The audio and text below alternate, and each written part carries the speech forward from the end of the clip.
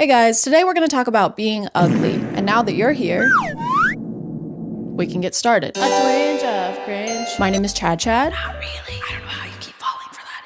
It's not ChadChad. It's never been ChadChad. And the most important thing in life is being pretty. Not friends, not family, not getting to enjoy life without having to constantly consider what you look like from an outside perspective, and your first thought when you hear a joke being, am I going to look good while I laugh at this? Instead of just, hey, that was funny. I'm going to laugh at this. Is that how people think? I don't even know anymore. I want to blame a lot of this on TikTok, but every social media platform is to blame. All you have to do is look at 2016 beauty trends and see the full glam beats people were putting on to go watch Suicide Squad. And that doesn't exclude me. I'm going to be very vulnerable right now and show you how I was doing my eyebrows in 2016. This is me opening up to you. This is bringing us closer. Do you feel close to me? Are you close? So it's not like TikTok invented this. Beauty standards have literally always existed. It's just the way it's enabled us to see everyone's opinion on beauty every second of every day. It's like a constant bombarding of expectations from hundreds of thousands of people, which makes the standard for being pretty not only more unattainable, but also more expected. Being attractive is like an internet admission fee, one that I can't pay, according to this guy that I recently made a video about. I will be always ignoring you and ladies like you because you fucking ugly bitch. For real. She hates me, but she wants me. And this is heartbreaking. I am distraught. I can't eat. I can't sleep. I can't poop. All I do is cry and pine for my one true love, my cupcake, my boo cake, my sweet little, tiny little urinal cake. And I need to win him over. And that means I'm gonna need to glow up. Thankfully, there's a TikTok creator by the name of the Glow Ups Gal who can help me out with that. Because of TikTok's crazy beauty standards, we end up with most of us not feeling comfortable in our own skin. And that means that sometimes we wanna change something about ourselves. And that's perfectly okay. We all have insecurities, not me. That's a skill issue. But it also means that people will post TikToks asking the internet what they can do to look better. Perfect place to do that. Nothing could go wrong. Everyone here is so nice and kind. And this is where the Glow Ups Gal steps up to the plate. Basically, she'll find these types of videos with people asking for advice, whether they've asked how to look better or if they've asked for brutal honesty about what's wrong with them. And then she'll give it to them. I got you, girl. Since you asked for brutal honesty, I'm gonna give you an honest makeover to help you instantly glow up. First, I'm removing your glasses. I got you, girl. Since you asked for brutal honesty, I have to say your face is honestly brutal. Most of her videos are 1 minute to 2 minutes long, but they could probably all be summed up with just, hey, put some makeup on. I got you, girl. Since you asked for brutal honesty, I'm gonna go in with concealer and a skin tint to cover your acne and even out your skin tone. I also use bronzer to contour your face into looking more defined. Here's the end result. Look at that difference. She doesn't go into what products to use or how to apply unsaid products. I would say the instructions aren't very specific, but they don't exist, really. I'm going in with some contour and highlighter on your nose to make it appear smaller. It's even more unhelpful that she isn't actually doing any of the things that she's recommending these people do. Like, she'll say she's applying contour to the forehead. No, you're not. This is Facetune. You're just swiping your finger on a screen of pixels. Okay, and now I'm just gonna fill in my eyebrows. And done. Comparing the results of Facetune to what your makeup should look like in real life is so unreasonable. Oh, when you apply your concealer, it shows the lines in your skin that everybody has. But when I did it on a screen with an airbrush tool, it looked nothing like that. Maybe it's a skill issue? Maybe you're just too ugly? Maybe you're just way beyond help. It even goes beyond this because I've noticed a lot of these glow up videos will change the person's entire face structure. Like in this one, as she swipes over, you can see it completely shaves off the edge of her face. Look at that difference. Look at that difference. Look at that difference. Look at that difference. Here is a simple and achievable trick to glow up that I like to call not having this face. I don't like that one. Get rid of it. She also starts this one by saying that these are tips to instantly glow up, and then her first suggestion is that they grow out their hair. I'm gonna give you an honest makeover to help you instantly glow up. Starting off with your hair, I'd suggest growing it Your out. hair isn't doing much for you, so I'd suggest growing it out as much as possible. Starting with your hair, I'd suggest growing it out. I'd suggest growing it out. So one of the most not instant things you can do. Hey, grow your hair out. I will. Now, do it now. I'm trying. Instantly grow out your hair this instant. ASAP. Pronto. Squeeze it out of there. Get it out. Stat. Oh my god, I can't believe that worked. Other videos, she will completely change where people's facial features are. For example, this glow up involves relocating someone's eyeball. Since you asked for brutal honesty, I'm going to tell you exactly what you can do to be prettier. Starting off, your hair isn't doing much for you, so I'd suggest growing it out as much as possible. Now, I'm adding mascara to really make your eyes pop and give you a big boost in femininity, as well as adding some highlighter to your inner corners. She'll say she's just adding mascara, but as she's using the app, it's literally changing the whole shape of someone's eye. Look at that difference. It is different. A different person. You made them on your phone and they're not real. They look like a character from Episode Now. And now for the reveal. Look at that difference. A lot of her standards for what counts as pretty are pretty questionable. That's a good one. One of her most frequent recommendations is that they make their hair blonde and straight. To start off, I'm giving you a few highlights to lighten your hair. I'm also just styling it by straightening for a cleaner look. Giving you this bright, white, foxy blonde color. Starting off with your hair, I think a bright blonde would look way better on you. This person, for example, has gorgeous curly hair, and the first thing Glow Up Gal says is, starting off, your hair isn't doing much for you. I'd suggest growing it out and dyeing it a more suiting color. Starting out, have you tried having white people hair? Have you tried Eurocentric beauty standards? I've heard a lot about them. People seem to be talking about them a lot. They seem to be pretty popular right now. You should try it. She doesn't seem to approve of any dyed hair colors, no greens, no blues, no reds, and objectively, I think that's pretty messed up. From an outside perspective with no personal skin in the game, I think that's very not cool. If she does come across someone with more of an alternative style, she'll transform them to not have that. Starting off with your hair, I'm ignoring personal style and getting rid of your bangs. Here's the end result. Look at that difference. To start, I'm ignoring the style that you clearly prefer and feel most comfortable in order to enforce my own narrow idea of what beauty should look like onto you. Her standards are eerily similar to my grandmother's. No hair dye, no tattoos, no short hair.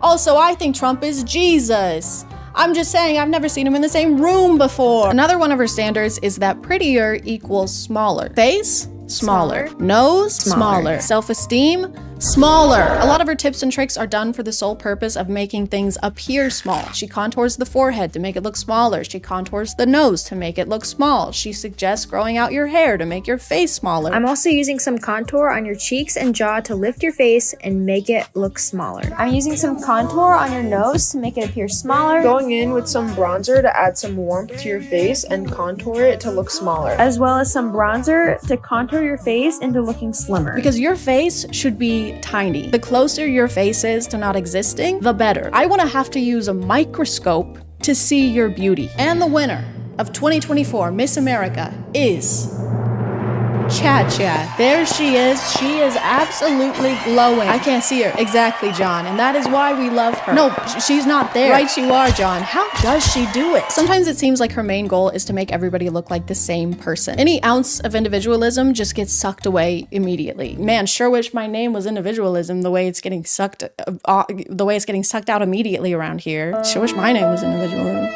I've never seen Glow Up Gal do a video for a guy, and that might be because the only advice she has to offer is wear makeup, grow your hair longer, and don't have acne. So these are all pretty groundbreaking concepts in the world of beauty. You might be thinking she never does videos for guys because it's only girls requesting them, but apparently that doesn't matter because a lot of the girls didn't request them either. She actually just grabs whatever video she wants, I guess, and puts text over the original to make it appear like they've asked her to do this.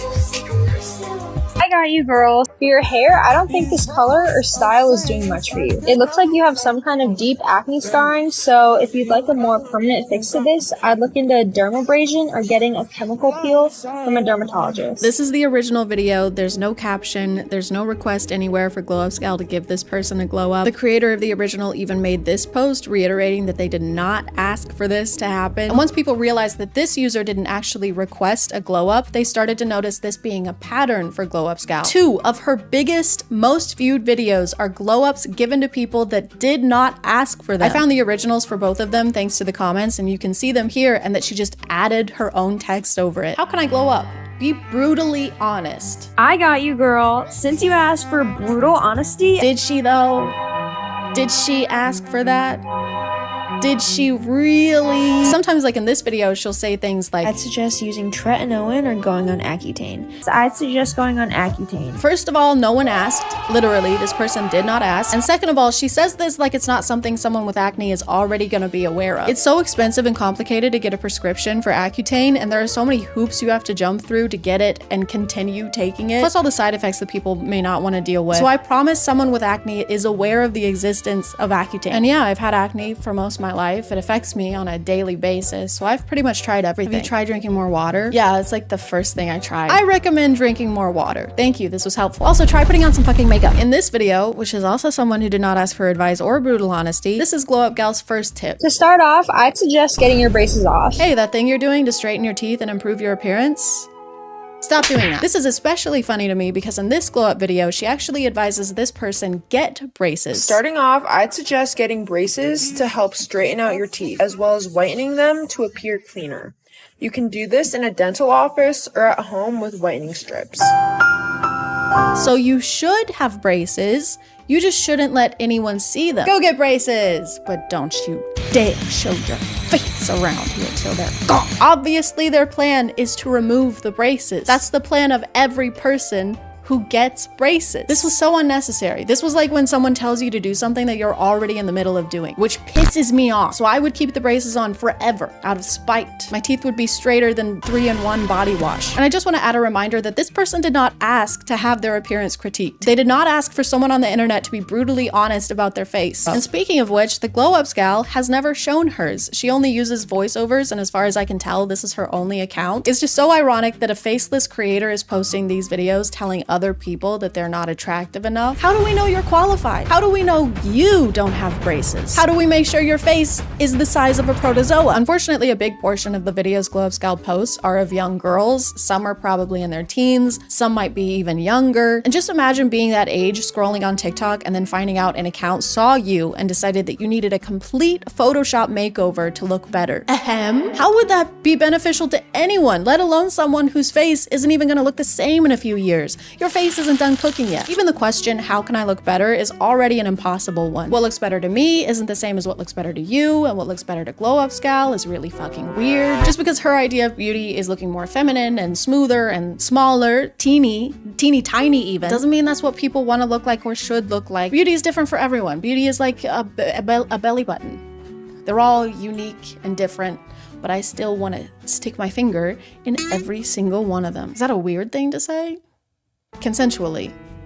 And as long as you're over the age of like 25. Despite all of this, Glow Ups gal considers herself enough of an expert in beauty to offer private, virtual makeovers for money. Her bio has a link to a website where you can purchase a makeover for $20 that will help you unlock your full potential of being the prettiest, sexiest amoeba you can be. Ooh, you're so cute, you're so pretty. What a pretty little amoeba. I bought the advanced style for $25, on sale for $15, and pretty much right after I bought it, they were sold out, so I was very lucky I got one in time. I submitted my picture like the instructions told me, and I messaged her asking for help, but then I got an email telling me that it could be up to 4 weeks before I got my makeover back. Update, I sent this on March 4th and it is currently 1:14 a.m. on March 23rd and I still haven't gotten anything back. I don't know how to fix my forehead. Please help me. What am I supposed to do? I don't have 4 weeks. Dimitri won't wait that long. I have to do something now. Right now. Like right now. Now we're gonna go to the next. Just go to the next thing. Why are you still here? Is this because people were complaining that your videos aren't long enough and you're trying to make them longer? That is so annoying. Go to the next. Okay, so this is what we're working with. Clearly I have pores and that's not cool or okay at all. So we're just gonna go ahead and get rid of those. Now we're just applying concealer to my under eyes. If this isn't what your concealer looks like when you're applying concealer, then you're a failure as a human being and you should just give up on everything. And now I'm just adding mascara and a little bit of eyeliner in my waterline and in my eye as well. And it's looking great so far. So now we're just applying contour to the forehead to make it appear smaller. Hopefully. We pray to God. Now we're just applying a little bit of blush, just a little bit, just a pinch, a touch of blush. Oh, I almost forgot to contour my nose. We need to contour the nose also to make it a little bit, we need to make it little. We need to make it small. Oh my God. As you can see, the transformation, look at that difference. This is already so much better. I was trying to put a PNG on Snapchat, but it wouldn't work. So this is just me trying to, yeah, that looks really good. Look at that difference. Actually, you know what? Now that I'm looking at it, this is still looking a little too big. Everything's a little too big. Let's just get in there with the reshape tool and correct that. This is already looking way better. Now we're talking. That is the ideal face size and shape, guys. The hair is still, I'm still trying to use the PNG. Now we're just gonna go ahead and make my hair good, which means blonde. This is how it's looking. And now for the final reveal. Wow, look at that difference. Guys, this is amazing. I am finally Dimitri's type. He will finally be attracted to me. We can finally get married. You guys are all invited to the wedding. Thank you so much for being here. Hugs and kisses. I'm gonna call it there, guys. Thank you for subscribing. And if you are still here, thank you so much for watching. I appreciate you clicking on my video out of all the videos that are on here. And I'll see you next time. Okay, bye.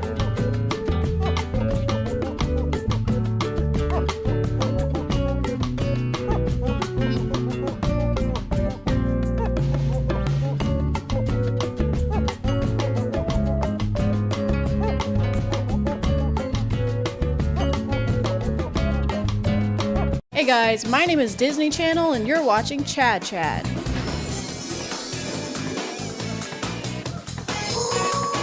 A twinge of cringe. A few months ago I made the mistake of watching this show. It was hard to get through and I was hard through and through, but I thought that was it. I thought it was over. I thought I would never have to go through anything like that ever again. But then you guys started tagging me in this. Don't say a word. Where is she? Hold on to me.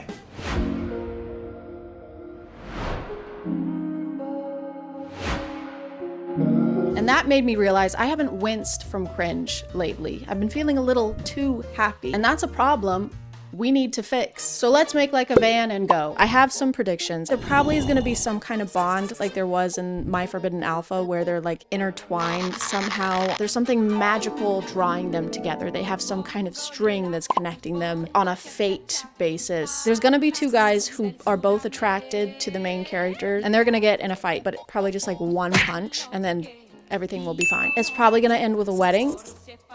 I hope not, because I think he's a professor and she's a student again, and that's really weird. Is he a wolf or is he just a professor? That's another prediction, is werewolves. Is he a wolf professor? A wolfessor? I guess we gotta find out. Green screen maybe? Originally, I was just gonna have this video be my initial reaction, but after a few scenes, I noticed that this show makes no sense. You know, you really are a troublemaker. So I'm here to explain. Starting out, we meet our main character, Chloe. Chloe is a normal, average girl who is also a human. Did I mention that she's human? Because she is. She's definitely a human. An important thing to note about Chloe is that basically everyone hates her and is super mean to her, and also that she's human. The first scene is Chloe's mom drugging her and trying to sell her to some guy for money.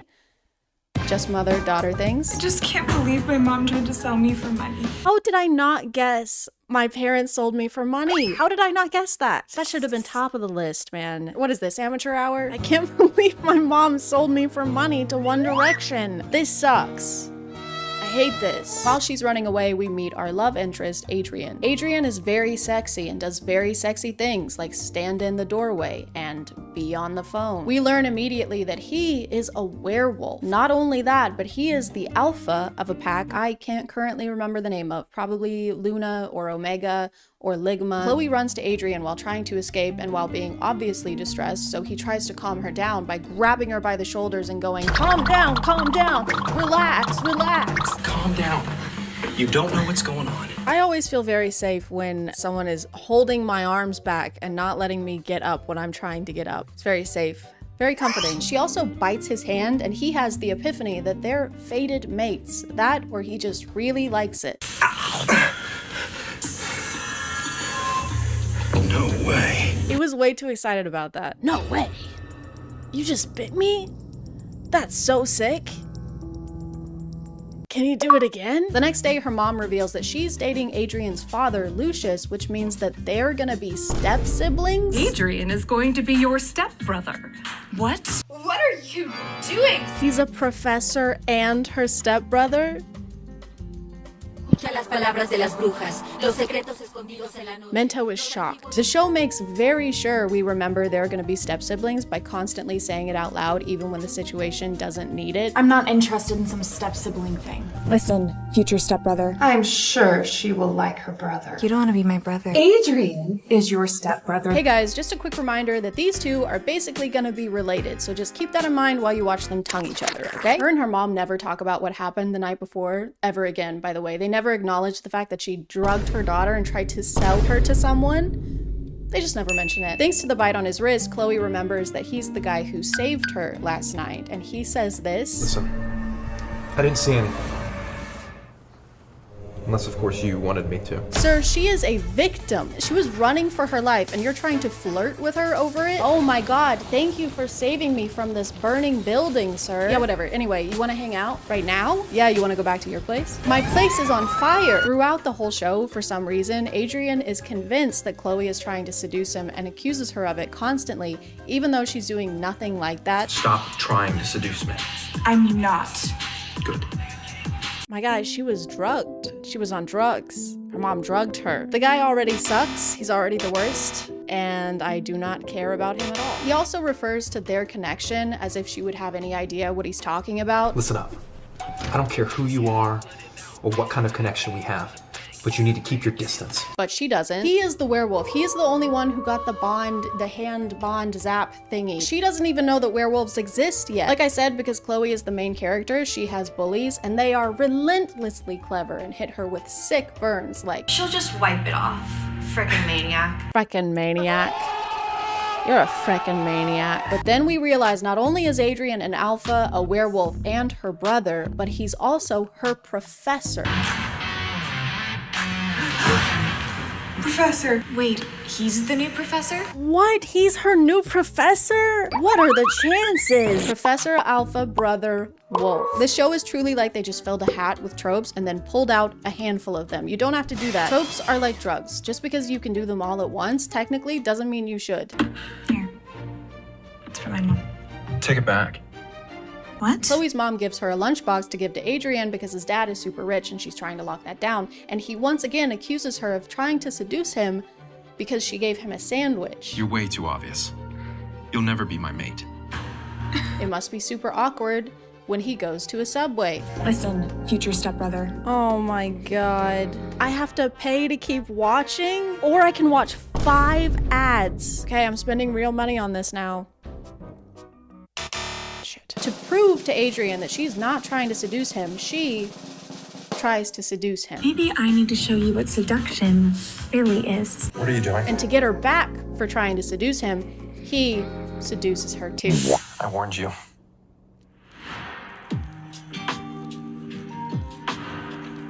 Ew. Good girl. Now it's my turn. After this, we get the iconic scene where the bullies switch the bathroom signs to try and frame Chloe as being a slut for being in the boys' bathroom. Very slutty thing to do. Bathrooms are very slutty. What are you doing? Pooping in there? Okay. Whore. This happens to be the men's room. No, it's the women's room. Hold on to me. Don't do it. Don't do it, Chloe. Stop! This is where it starts to feel like the script was written by AI because Adrian says the same line at least 3 times. Is there a reason you're in the men's dressing room? Is there a reason you and your friends want to watch me shower? Would you like to explain why you and your friends are in the men's shower? And then the bully shakes her fist and says, "We will see Chloe." We will see Chloe. Which I think is supposed to be a threat, but it just comes across as a weird way of saying see you later. I will catch you on the flip side. We will see you after a while, crocodile. Back home with the family, they have a normal, natural conversation. I never thought Adrian could be Chloe's professor. I heard he stole all the girls' hearts. Chloe is so adorable. Thanks, Uncle Lucius.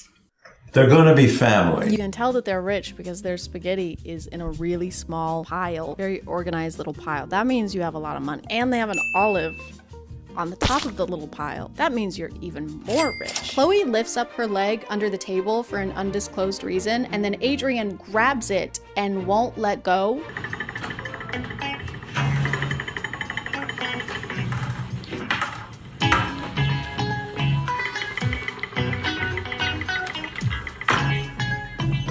Is this supposed to be a sexy thing that's happening right now? Unsatisfied with their attempt to embarrass Chloe yesterday, the bullies write more stuff on the whiteboard. I love Adrian, such a bitch dirty whore. What the hell? Why are there so many dry erase markers on this board? And Chloe tries to get Adrian to team up with her to keep their parents from getting married. If our parents knew about this, they would never get married. You want the same thing, right? What do you say, Professor Adrian? You want to team up with me? Maybe you need to take a look at these books again, because you're not as smart as you think you are. The bully shows up after this and is mad again. I don't know why. Her motives are as non-existent as Chloe's personality outside of being rescued. She pushes Chloe down the stairs, which is basically attempted homicide. Don't worry, she gets a final warning from Professor Adrian and this never happens again. Just kidding, this happens many more times. Damn. Consider this a final warning. Now, get out of my sight!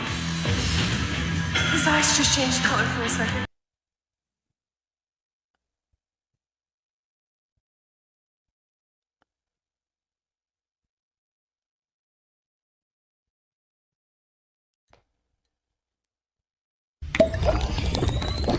After this, Professor Adrian carries her home because her foot is messed up, and then they start making out on the couch so that their parents will see and realize that it would be inappropriate for them to get married. Except their parents are not there and can't see them, so they're actually just making out in private. Okay, they're kissing. They're making out. No, you're the one giving up. Why does he talk like that? No, you're the one giving up. This is where Adrian starts to act up a bit more. He'll ask her questions about being a mate or talk about how she's his mate. Do you know what being a mate means? What? Ew, what? You have your rules, and I have mine. I want my mate to be elegant and loyal.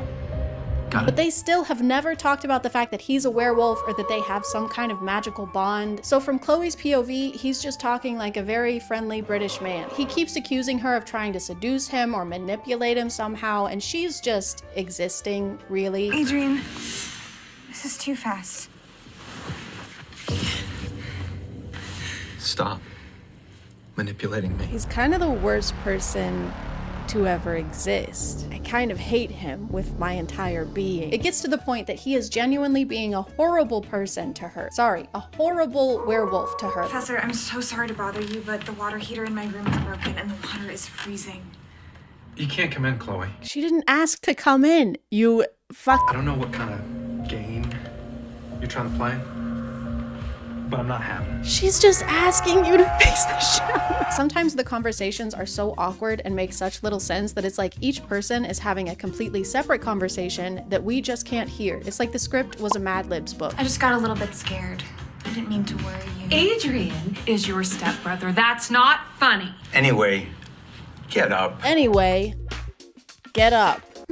This was definitely written by AI. Even the AI is done with this story. The bullies up their game and hire people to attack Chloe while she's alone at school, and they do, verbally and physically. You're so beautiful.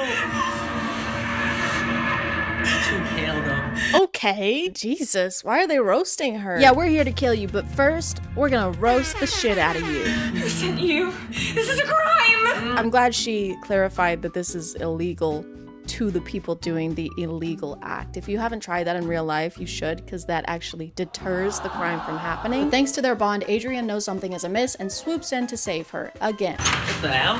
Which one of you do you want me to start with first? The one who looked at her, or the ones that put hands on her?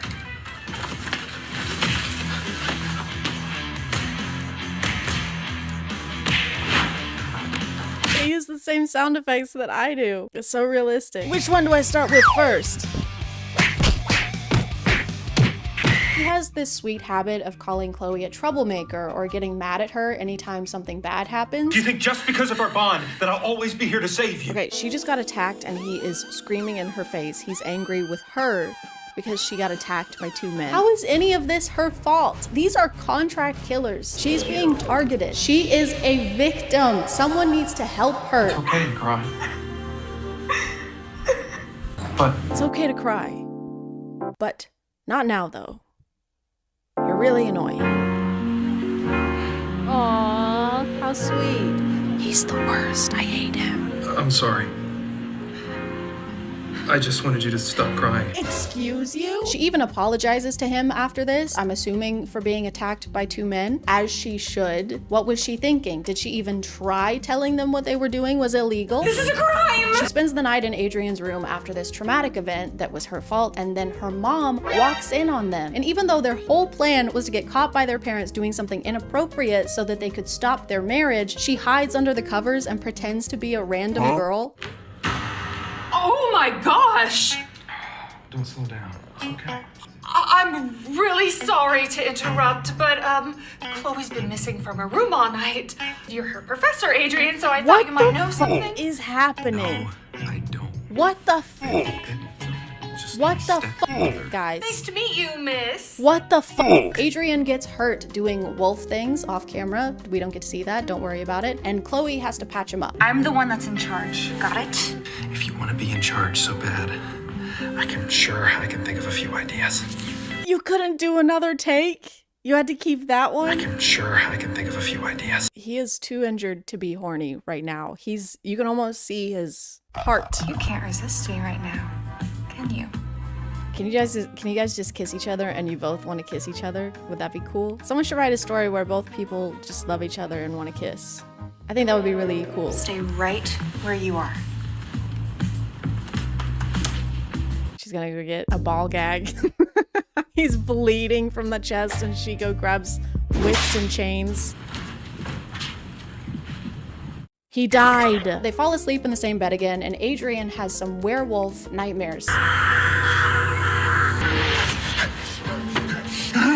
I also mount people when I have a nightmare. Adrian! Adrian! What's happening? It's just wide mouth screaming in her face.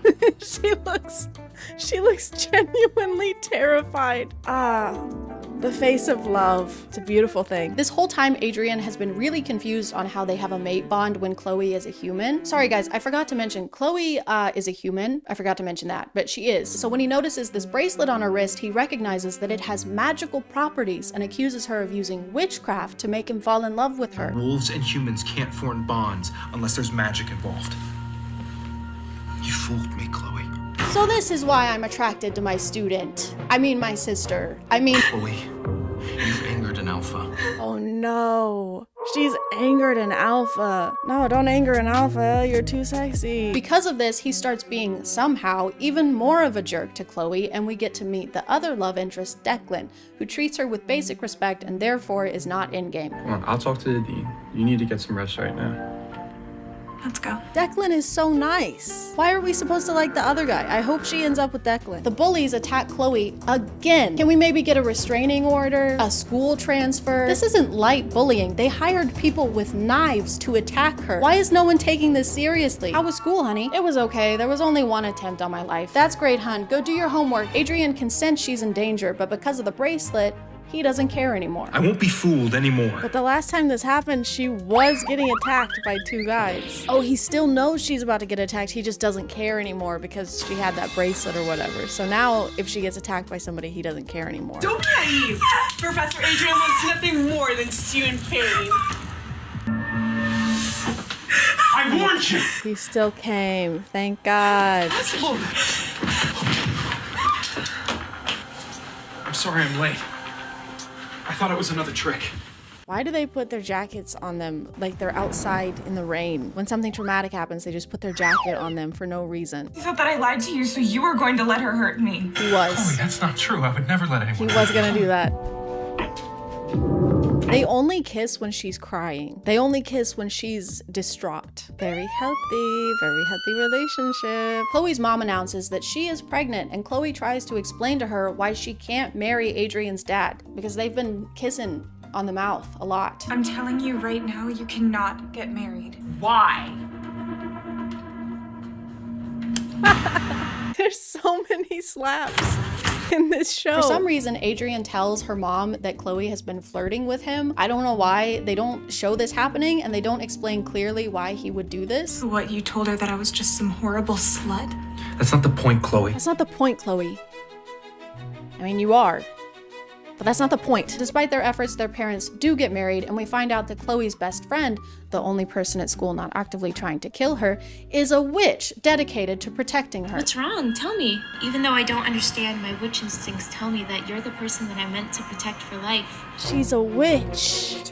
What? And that the bracelet she gave her was actually a protection spell. Except what was it protecting her from, Mia? Not from being drugged, not from bullies, not from men with knives. You might want to find a new profession. This is not very B.O.B. of you. You do not got the magic in you. Come on.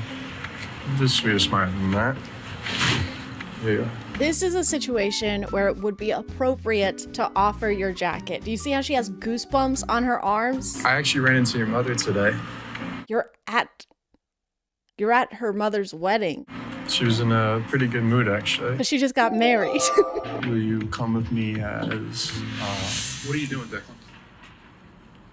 Oh my god, fuck off, Adrian. Okay, I've spent $40 watching this show now. $40. 50 minutes probably. For $40. That's more than it would cost for me to go see a movie in theaters and buy a large popcorn in the Dune bucket. Unfortunately, there is a scene where Chloe is in heat. The writers seem to think that being in heat means you just get really sweaty and generally feel warm. I'm just so hot. It's really uncomfortable. What? You're a human. You don't go into heat. I'm going crazy for Adrian. And Adrian tries to help by explaining that it's just a wolf thing. But she's a human, right? If she's a human and this is a wolf thing, then how is this perfectly normal? Did you guys just forget the entire conflict of your show midway through? It's a wolf thing. It's perfectly normal. I just don't want to see you suffer. Chloe starts dating Declan to try and make Adrian jealous, and it works because he is the worst. You're shy. You should bring him back here sometime. Lucius and I won't mind. Maybe next time. I love this ominous music that they have play every time he comes on the screen. He is the villain of this story. Oh my god. He's a stalker. My camera stopped filming because I ran out of space, and I realized that the screen recordings I'm taking of the show are blanked out. They have something in the code to blank out a screen recording, even though I've paid $40 to watch this. I own this show. If I've spent $40 to watch your show, I should be able to screen record whatever the hell I want. At this point, I had been watching the show for a very long time and still had 30 episodes left, so I skipped to the end, and we're just gonna have to speedrun everything that we missed. Chloe's mom drugs her again, and Declan, we love Declan, tries to help her in an actually nice way, so obviously Adrian punches the shit out of him. Adrian's dad is brutally murdered by werewolves, and he doesn't try and help, he just stands there. Evil werewolves capture Chloe and use her as bait to capture Adrian because he's an alpha, and then we find out that Chloe's mom was using Adrian's dad and has actually been dating the evil werewolf guy and is pregnant with his child. Then he kills her because he's evil and a villain, and that's just what evil villains do. Chloe and her witch friend Mia defeat the bad guy somehow, and amidst celebrations, Adrian proposes to her. This is the most happiest day of my life. Will you solemnly swear to be my wife?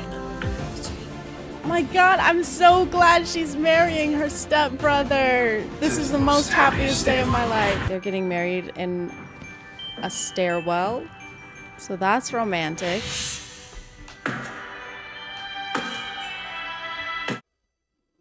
Who the hell is that? Chloe's long-lost father shows up at the wedding, and turns out he's an alpha? Wait, so Chloe's not a human? Who could have foreseen this? That's Alpha James. My goodness. Our future Luna is his daughter? So she's not a human? I am indeed. the Alpha, Frost Fang's pack. I abandoned the pack. I betrayed the pack. Oh my god, what is this guy yapping about? Just hurry up. And the reason Chloe didn't know any of this about herself is because her dad put a spell on her to make her forget her werewolfness. Subtitle just says spell, like a command. Okay. E-L. You're the best thing that's ever happened to me, my Alpha. And then they all lived happily ever Alpha. I found the TikTok account of one of the actors. She seems really sweet, but this was apparently filmed over the course of 8 days. I got some questions about Forbidden Desire Alpha's Love. It was filmed in January, beginning of January. It was shot over 8 days total. My parts were shot over 2 days. So I guess that explains why they didn't have time for second takes. It was also filmed in January of this year, so it didn't take long for them to edit this either. Are Chloe and Professor Adrian together in real life? No, they're not. They both have long-term partners. They just have really good chemistry because they're good actors. Adrian, what's happening? I'm still just a little bitter at the fact that I spent about $50 on approximately 1.5 hours of content that was probably written by AI. I genuinely believe I could write a better love story if I was blindfolded and upside down and asleep and dead. Okay, so I just downloaded a random word generator on my iPad. Can you see that? And I'm gonna write a love story right now. I haven't scripted anything yet using these words. So first off, we have bobsled. Okay, so ski resort, snow, that's romantic. Let's do another one. Violin, also romantic. Little music by the fire. This is good. Okay, we're getting set up, a good setup. Saliva, I can work with that. Hoop. I should write these down probably. Let me do like 3 more. Brain, eraser. This is getting too complicated. I think we need, okay, we're almost done.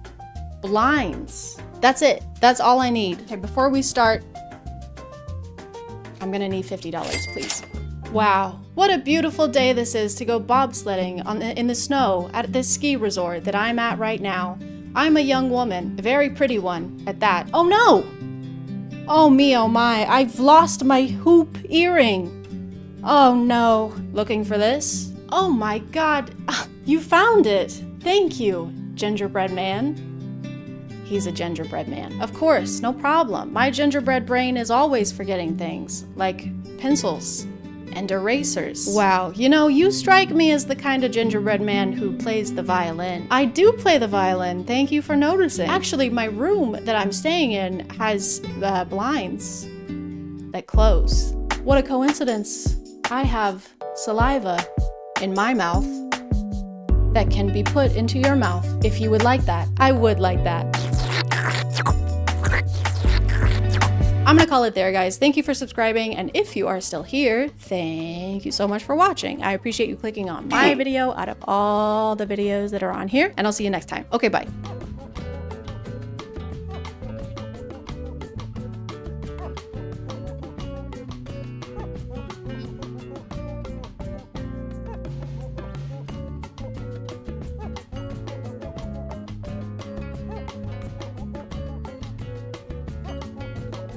Hey guys, and welcome back to Boat of These Nuts. A twinge of cringe. My name is ChadChad.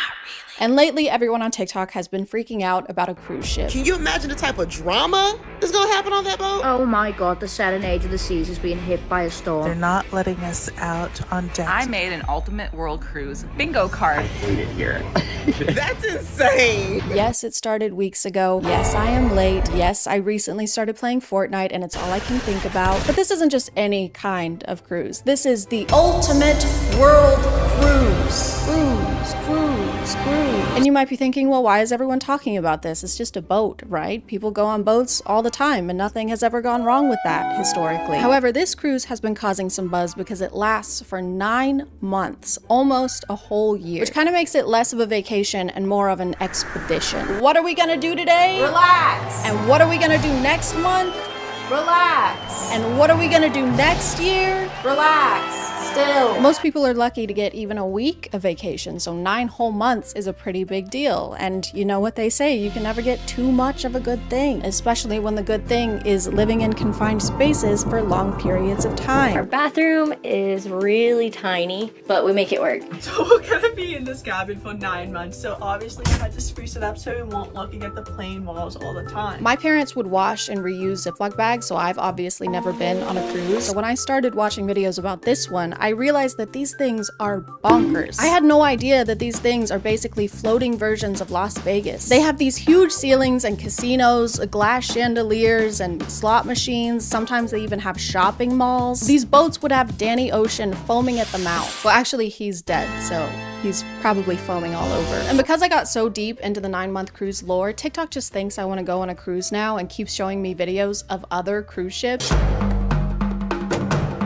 They have go-kart tracks and a water park. When did these get so intense? They aren't even boat-shaped anymore. This looks like you could use it to dehydrate meat. This is not at all what I pictured cruises being like. Whenever people talked about them, I just assumed it was like the sea version of camping. Like, being away at sea is just not something we have to do anymore. I don't think people in the 1600s would have opted for that if they knew about Delta Airlines. Dearest children, it's day 197 of our vacation. Yesterday, we lost only 5 to scurvy. Things are finally looking up. There's a witch on board spouting about how we need fruits or whatever. Says we need more vitamin C, but we have quite enough C. Thank you very much. Anyway, we fed her to the sharks. Missy lots. On top of it being 9 months long, people were also shocked to find out how much the Ultimate World Cruise was charging its passengers. That is 274 nights where you see 11 world wonders and you get to visit over 60 countries. The cheapest package for the whole 9 months is around $60,000, and I'm pretty sure this is the room you get at that price point. Come on in. And obviously, as an interior cabin, you know, we had to bring the outside in, so we did that with some help from IKEA. Shout out to their plant walls. So for the cheapest package, you're essentially paying $6,666 per month, which is the number of a beast and a beast of a number. I'm sure a lot of things like food and activities are included in this, but this room is tiny. It has no windows. If I want to spend $7K to sleep on a bunk bed, I can just go back to college. If you move up a tier, the junior suite start at $117,000, but if you want guaranteed windows, you can get the royal package for $760,000. That's it. This package includes top-notch living spaces, unparalleled accommodations, and complimentary services like getting to board the life rafts before the stinky poor people. For legal reasons, this is a joke and not a service offered by the Ultimate World Cruise. I'm sure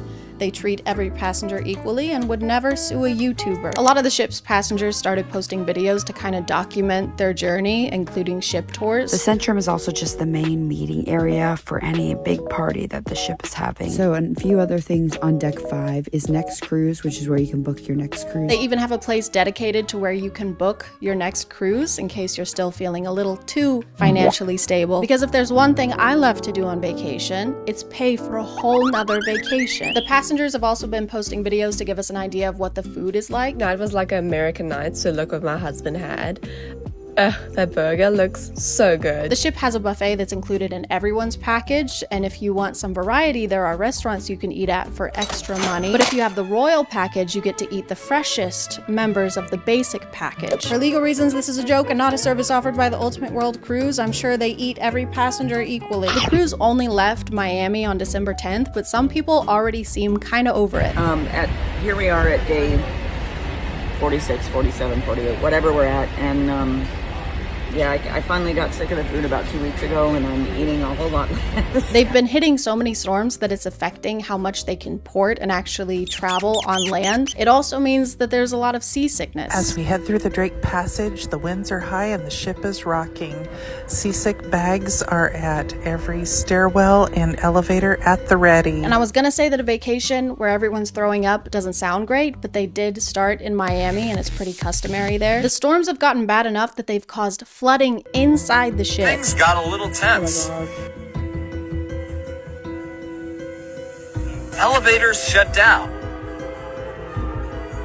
But this amazing crew jumped into action. Which looks really scary, but some people on the ship don't seem very worried about it. Like, I get that the crew is probably prepared for things like this in a storm, and they are on the ocean, but water inside the ship notoriously is not a good thing. These people are running on treadmills like nothing is wrong. Did nobody tell them? Guys, it's a swamp in here. What the hell, man? I put on deodorant this morning. No, I mean it's wet. I have hyperhidrosis. You need to run. I know, I am. I'm not sure who started it or if it was a collective kind of thing, but people have been speculating on how this cruise is gonna play out. I made an ultimate world cruise bingo card for anyone else who is buckling in for this 9 months TikTok reality show and wants to have a little fun. They've been making bingo cards and lists of what they think is gonna happen during the 9 months, but they usually involve horrible things happening to the passengers. Mass illnesses, mass STDs, pirate takeovers. You guys are gonna manifest something really bad for these people. None of this can feel great for them. Imagine how unnerving it would be to see the internet essentially betting on your trip going wrong somehow. Oh, you're going on vacation. Great, that's great. I sure hope nothing bad happens. I sure hope you don't get chlamydia. Eventually, the cruise was being termed a reality show, with the lens, I guess, being the passengers' TikTok videos. Several of them are influencers, and whenever TikTok finds one of their videos, a lot of the comments will say things like, new character unlocked, or I love finding a new character. And I think it's funny to act like these normal, real people are like playable characters in Super Smash Bros. Dark Samus versus Natalie from Rhode Island. Fight! I know people are just curious to know what's going on such a big ship with so many people, but to me it feels weird to act like they're reality TV stars or on some kind of show. Like, some of these bingo cards aren't predicting light things like someone getting a sunburn. They're predicting things like a murder mystery. I know this is a game, but the game is not Clue. And a brawl? This is a cruise ship. A lot of the passengers are like over 60 years old. What are they gonna brawl about? Gas prices? This one just says iceberg. Are y'all okay? Here's just some more examples of a bingo card. Heart attack or stroke. Fire. Port kidnapping. Man overboard. Parasites. Flesh-eating bacteria. Alcohol poisoning. Rats or mice. Overdose. Do you want these things to happen? I'm not a very spiritual person, but I genuinely feel the need to make a positive bingo card to try and cancel out the energy they've been sending their way. So I went ahead and made my own. I predict there will be a kidnapping of our hearts. Fire. Outfits. Slay queen. A viral outbreak of spontaneous dancing and song. Why is this thing flaccid? Stay erect, please. Flesh-eating bacteria, but the only flesh they eat is hangnails and like dandruff, so it's really, really helpful actually. Overdose. Jesus Christ. Overdose on joy and happiness. Send this to 10 of your friends or your phone will break and your mom will turn into Skippy Toilet. Anyway, I hope everyone has fun and enjoys their trip. I hope everyone makes it home safely. I hope no one wins the bingo game. Any bingo game, not just this one. I am gonna go record myself playing Fortnite because then it's like I'm working, technically.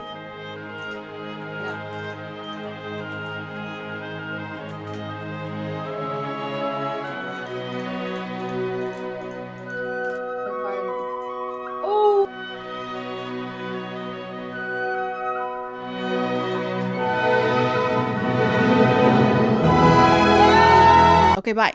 Hey guys, and welcome back to My name is ChadChad. Not really. And today we're gonna have a party. Not that kind of party, but don't worry, it'll still be a blast because instead of dancing or having fun, we're going to find out whether we're a fish he or a fish her. Gender reveal parties were birthed in 2008 by a blogger who decided to cut into her cake and let the color of frosting reveal her baby's gender. Little did she know she was starting a new custom involving family and celebration and wildfires.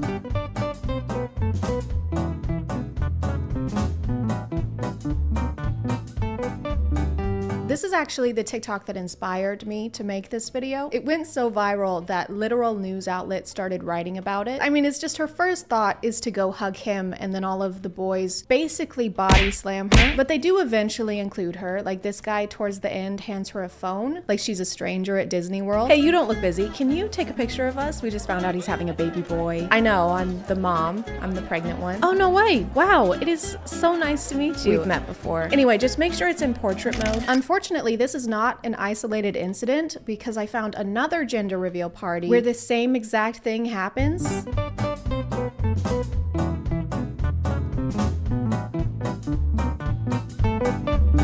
down to the same wardrobe. Everyone's sporting this fashion combo with the hat and the sunglasses that look like you're about to get your teeth whitened. So this is just a thing that happens regularly, I guess, where you forget about and exclude the person who's doing like 99.9% of the work. I didn't know that having a gender reveal party was so life-threatening. Do you think the invitations specify that the dress code is like combat casual? Just wear something that looks cute, but can also protect your ribs from potential trauma. And don't forget your insurance card. That's unrelated, but don't forget it. At least they have the good sense to have the mom throw the ball toward them from a distance. Otherwise, we'd have a real Thunderdome situation on our hands. Congratulations, you're having a boy. Oh my God, that's great. That's what I was hoping for. Good luck. What do you mean? Wait, no, what? Is that a whole baseball team? But it's apparently pretty common to ignore the mother of your child at these things and just sprint in the opposite direction. The gender will get revealed and the dad just starts running off on his own little side quest.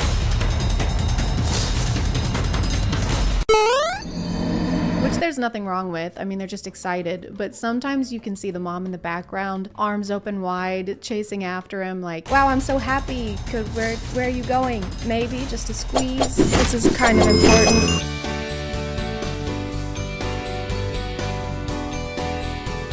Will the baby have pink blood, or will they be a CBS show starring Tom Selleck? I'm not gonna pretend like this isn't a really creative way of doing this. It doesn't have the potential to cause physical injury to anyone or poison any aquatic life, which I can't say about all of these gender reveal parties. Like in this one, we're using a knife. We are using a knife to pop the balloon and pointing it towards the father in the general vicinity of the human that bleeds. And the baby is crying, obviously, because it just witnessed attempted manslaughter. Or you could try and poison all of your loved ones with toxic fumes, huh? Wouldn't that be a gas? Oh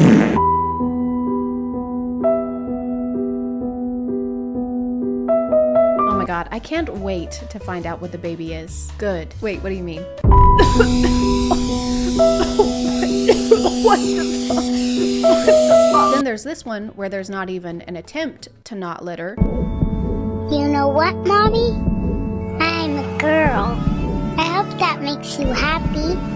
I always want to make you happy.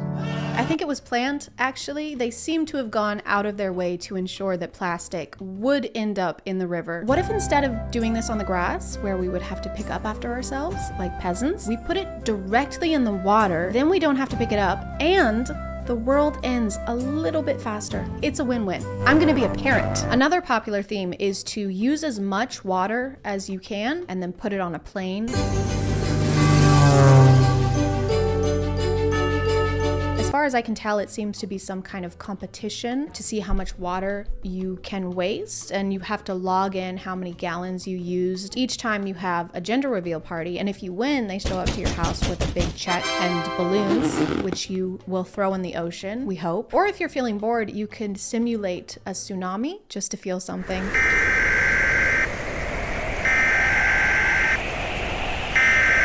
Just make sure you get the cake for a good bargain to make room in the budget for the lifeguard you're gonna need. So what's on the itinerary for the party? Drowning. Cool. Because who needs to conserve water, really, when you think about it? Water's infinite, just like awful movies starring Jared Leto. Some of these are also extremely complicated for no reason.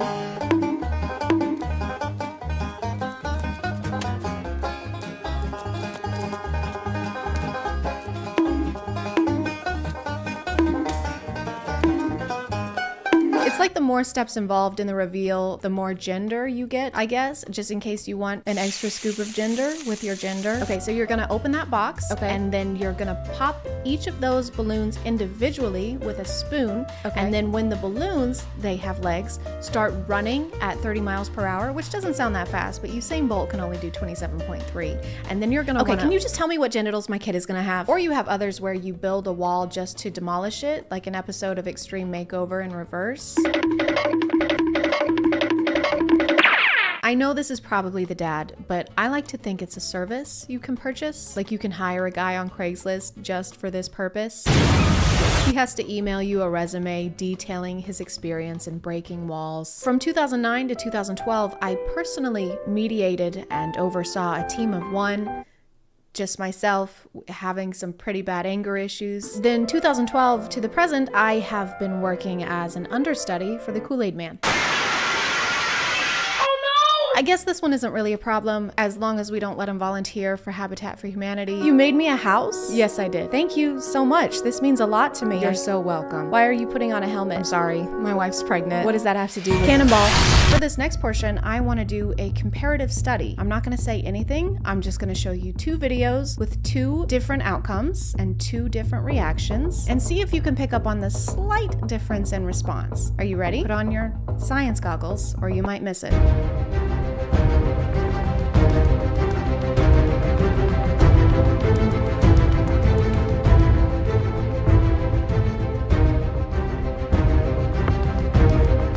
Did you see it?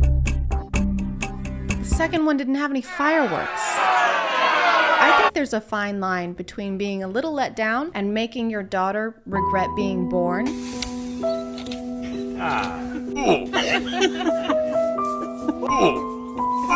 Okay, the second and third time, did you really need to go on that long in front of your other children who are girls? I can't believe we have 3 daughters.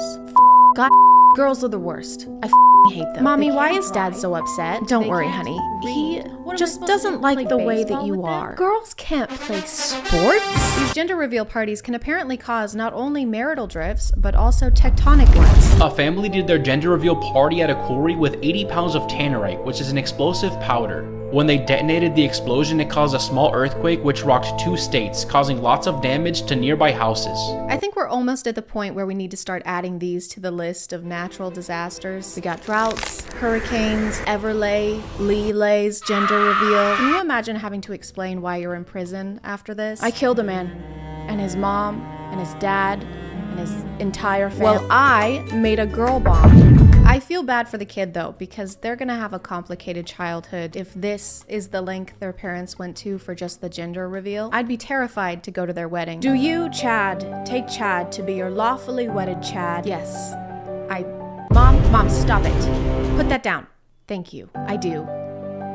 Mom, no. No, stop it. Put that down. Stop. Bad mom. There's so many different ways of doing this without endangering the entire state of New Hampshire. And some people do all of them and just go all out. They have the balloons, plus the fireworks, plus the smoke. Some of them even have their own soundtrack.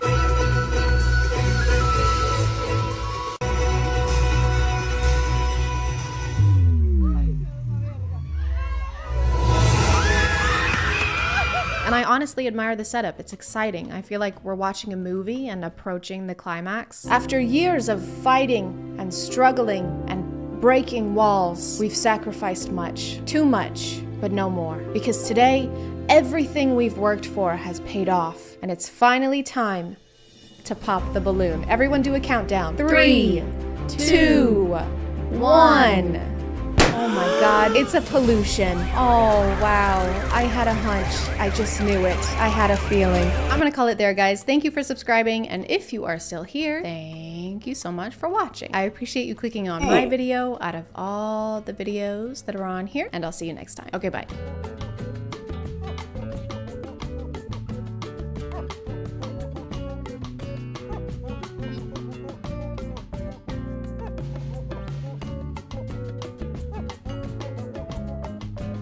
Hey guys, and welcome back to a Twinge of Cringe. My name is ChadChad. Not really. And today we're going to be watching some videos from the channel Arcade Craniacs. But first, we just hit 200 subscribers. Thank you guys so much, both to the people who have been here for a minute and the people who just recently joined. Welcome to here. Welcome to this. Welcome to the here that you are at right now. Welcome to the channel. Why didn't I just say that? I first started seeing clips of Arcade Craniacs videos on my FYP, I'd say about a week and a half ago, and I would be lying if I said they didn't each bring me abounding amounts of joy when I see them. Okay? Edward, are you okay? What's wrong? What the?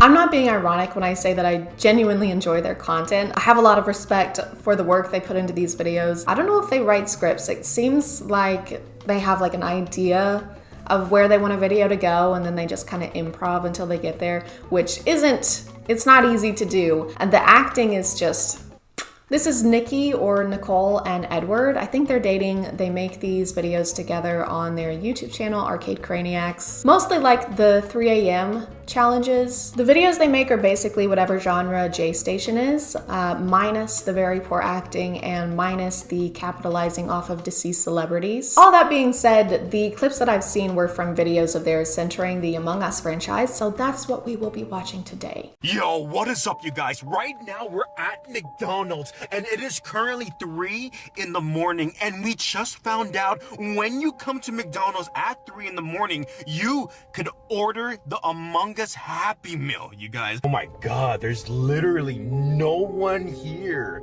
I know. I mean, 3 in the morning, who's really coming to McDonald's? Yeah. You are. And me. After drinking half a bottle of Deep Eddies, trying to forget about how I used to actually buy the Forever 21 t-shirts that said shit like, I heart tacos, or love, or inexplicably just glitter. Freaking way. They actually have it. Dude, no way. No way. Alright, I'm putting my mask on, guys. Did you see how easy that was? Take notes, Amy Woe.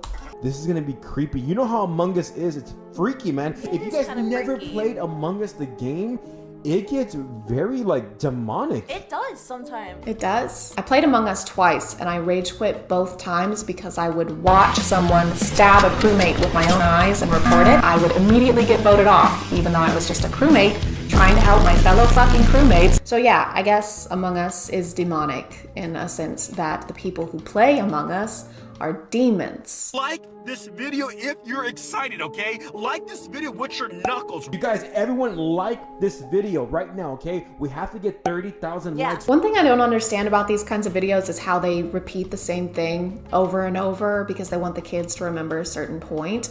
But kids remember everything. If anything, it should be reversed. Like, I need that when I'm watching YouTube videos. Okay, people, so next we're going to apply blush. So to apply your blush, you're gonna take your ZRXQCC blush brush and you're just going to tap in your blush and then you're going to dab, you're gonna dab on the blush wherever you want blush and then you're just gonna brush on the blush with your blush brush, okay? 2, 1. Ew!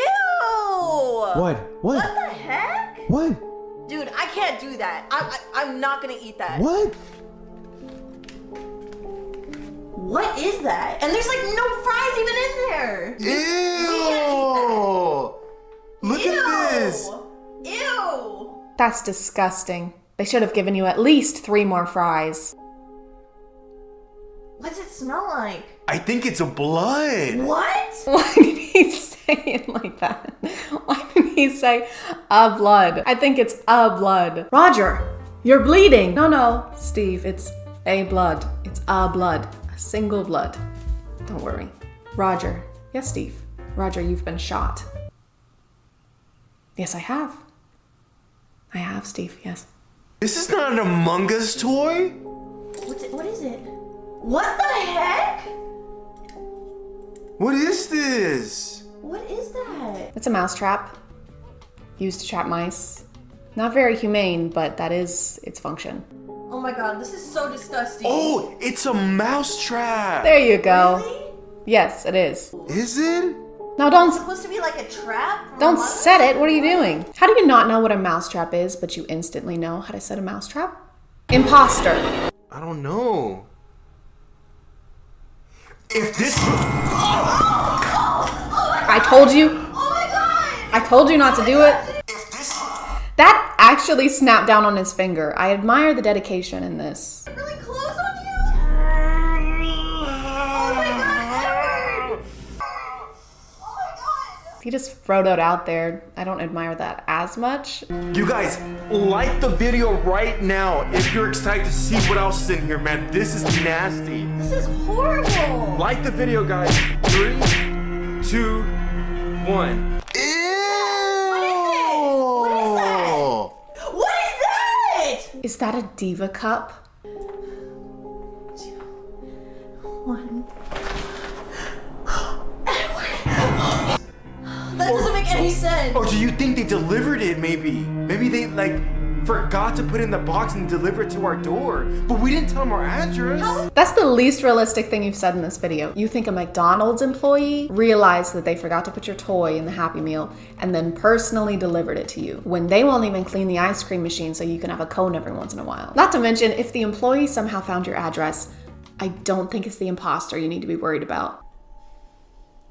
Ooh, it smells sour, like funky. Really? Oh my god, what is it? It's pee.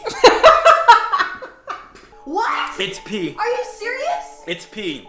Oh my god. And I have, oh my god, no. And I have pee in my mouth now. Oh my god. That thing has to be possessed. There's no way. I literally put him right there. I guess you could say it's kind of... Stop.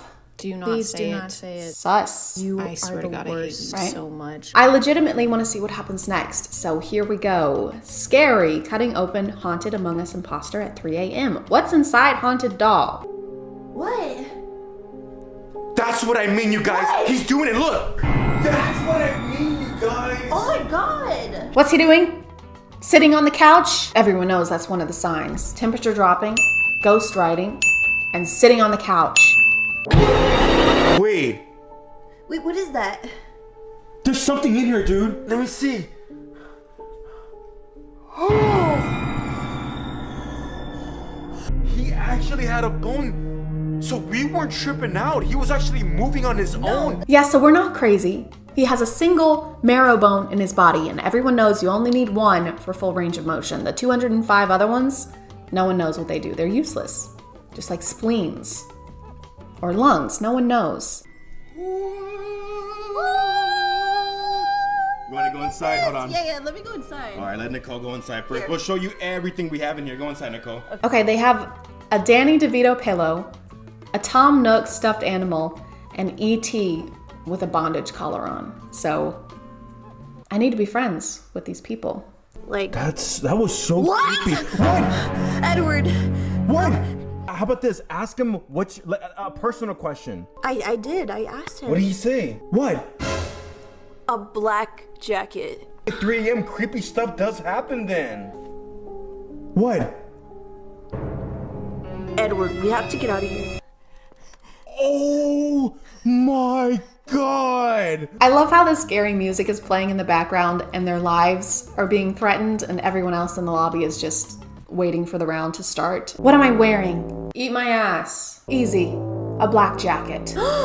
How did you know that? Can we start the game? My humor is like that. Do not become pressed. Just leave me alone, imposter. Star, star, star, star. Star, hey guys, guess what? Star. What? Star, What? star, I eat star. my own ass. Star, star, star. Start. This is so scary. The game. Start. What necklace am I wearing then? Start. I ate my grandma's ass. And I.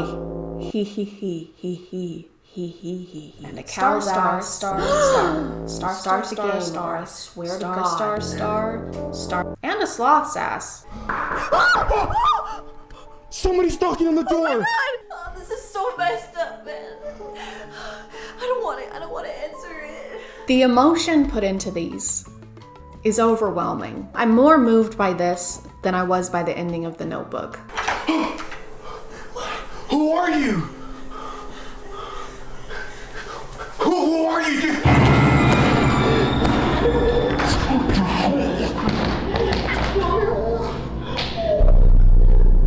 This just got a little dark for the audience these are made for. Okay guys, like and subscribe if we should open the door. I don't want to open the door. Shh, shut up. Okay, they like the video. Go open the door. No, do it now. Fine.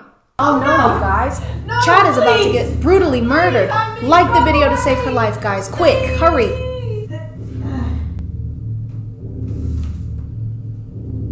Oh wow, guys.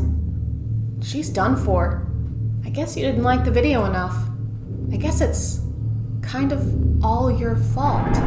Anyway, guys, like and subscribe to see part 2 where I customize ChadChad's casket with Among Us characters. I'm gonna call it there, guys. Again, thank you for subscribing, and if you are still here, thank you so much for watching. I appreciate you clicking on my video out of all the videos that are on here, and I'll see you next time. Okay, bye.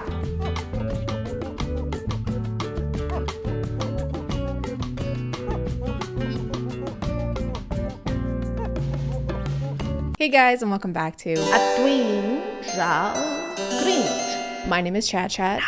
And I found another really cool alpha podcast. Mine. It's my alpha podcast. Every week, I'm gonna blame 100% of my problems on 50% of the population, and say a bunch of words that I think make me sound smarter, but in reality have as much meaning as the final paragraph in a research paper. Basically, the more partners a woman has, the less likely she is to have a happy marriage. And so I think that's why historically we've always protected women and like tell them to like not be outside of marriage, because the bond is so strong for women during sex. We release a hormone during that men don't. In conclusion, do not engage in the dirty and squirty. A study found that 169% of women that did the dirty and squirty before wedlock were 420% more sad, mostly because during the act, women secrete hormones glue that bonds them to their partner. It is a huge mess, so ladies, stop being such sluts. I'm just kidding. I don't have a podcast yet, but this person does. And this time it's a little different because the alpha in question is a woman. Your thoughts on Andrew Tate? I think he speaks a lot of truth, and a lot of women don't want to hear it. Oh, if you sleep around, that that is not attractive to guys. They don't want you to know that you age out of the dating marketplace. So we have friendly fire. There's some espionage. It's kind of a Benedict Arnold situation. Guys, is it just me, or are the British kind of slaying right now? You're right, they're slaughtering us out there. No, I mean, they're killing it. Yes, we've lost half our men. I'm gonna switch teams. Wait, are you betraying us? Losing a war is so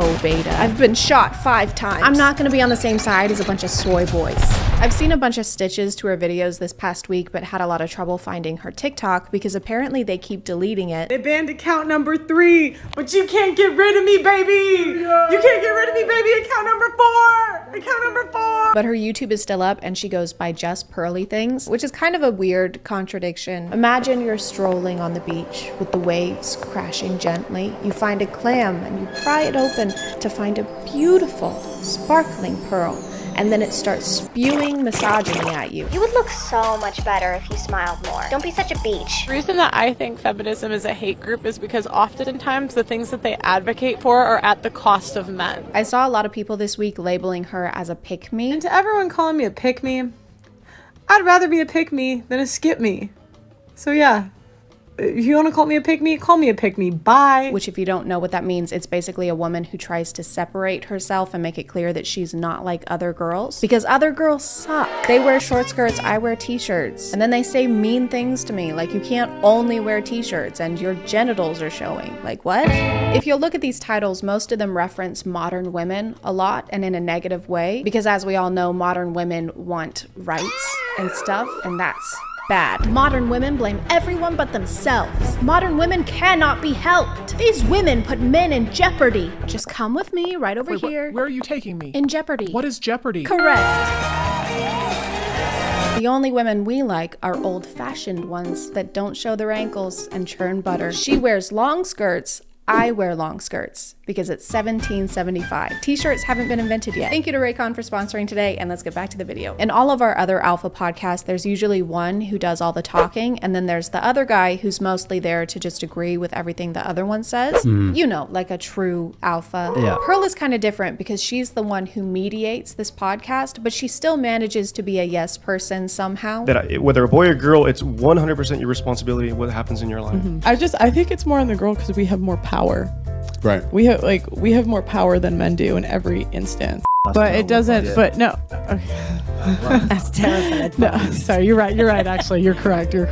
She'll say something and then look around, waiting for everyone else to agree and encourage her to go on. It's like a handshake. And that's what I mean. Kind of like a child who forgot their lines at a Christmas play. And on that night, there were 3 wise men. There were 3 wise men. And then Mary gave birth to baby Jesus. Good, yes, go on. And because Mary got pregnant out of wedlock, You're doing great. she has 0 societal value because men don't want females with a body count. I'm so proud of you. We do need men, though. We do. We don't need them. We do. Who do you call to get your car fixed? A man or a woman? So I fix my own car. Only men can be mechanics, everyone. Sorry. Just do a woman job, like read from iPad or be named after slimy thing a mollusk makes. I can do. I'm motor mechanics. Your power supply. Who runs it? Who runs the infrastructure of society? Men or women? So essentially, what she's saying is that we need the patriarchy because the patriarchy said we need the patriarchy, guys. And I mean, look at him. He seems trustworthy. Put the rights in the bag. Who runs the infrastructure of society, men or women? We know who's in charge of more things and who has been historically. That's kind of the problem. Just because you're named after the byproduct of an oyster doesn't mean you have to have the same thought process as one. Pearl initially blew up because of this TikTok, which I'm going to put a big old warning and timestamp over, because if you don't want to watch this garbage, I don't blame you. Name one girl that looks good at 300 pounds. Name I don't know one. what 300 pounds is. Do you think you want to keep them fat so you don't have to compete with them? Ooh. Lucky for you, there's a lot of girls plumping themselves up right now. I'm motivating them to get on the treadmill. Look at it. If you love someone, you tell them the truth. So not only is she an adult iPad kid, she's also a fat-phobic adult iPad kid. I'm going to be talking about Whale Attack Part 2 for talking about whales. And you're still a whale. Like, I can't. She refers to plus-size people as whales multiple times on her account because she just cannot stop thinking about the ocean. It's ingrained in her gastropod brain. She hasn't had a Krabby Patty in years, guys. Cut her some slack. She's homesick. I said, name one girl that looks good at 300 pounds. She uploaded a 10-minute response to everyone being reasonably upset with her, and does anyone want to guess what her defense of this clip was? You're not going to get it. It's totally original for an Alpha podcast. We've never heard anyone say this before. On TikTok, a clip was taken of me. It was a bit out of context. You know, sometimes maybe I make fun of them a little too hard. Oh, it's out of context. Okay, I was about to be upset and act like words have meaning or something. Hey, Alice, can I ask you something? Hey, you are so stupid and ugly. What the hell? That was literally out of context. Calm down. Okay, never mind. I think you're a stinky piece of garbage, and I hope Josh leaves you at the altar. Is this still out of context? Or? Obviously, yes. What were you gonna ask me? Do you want to be my maid of honor? Oh my god. Yes, I would love to. This is so great. She's also drinking about 14 drinks during this video and keeps pausing to take sips. I guess she's dehydrated from being so salty all the time. I don't really mind being made fun of. I feel like it's part of the game. I feel like okay.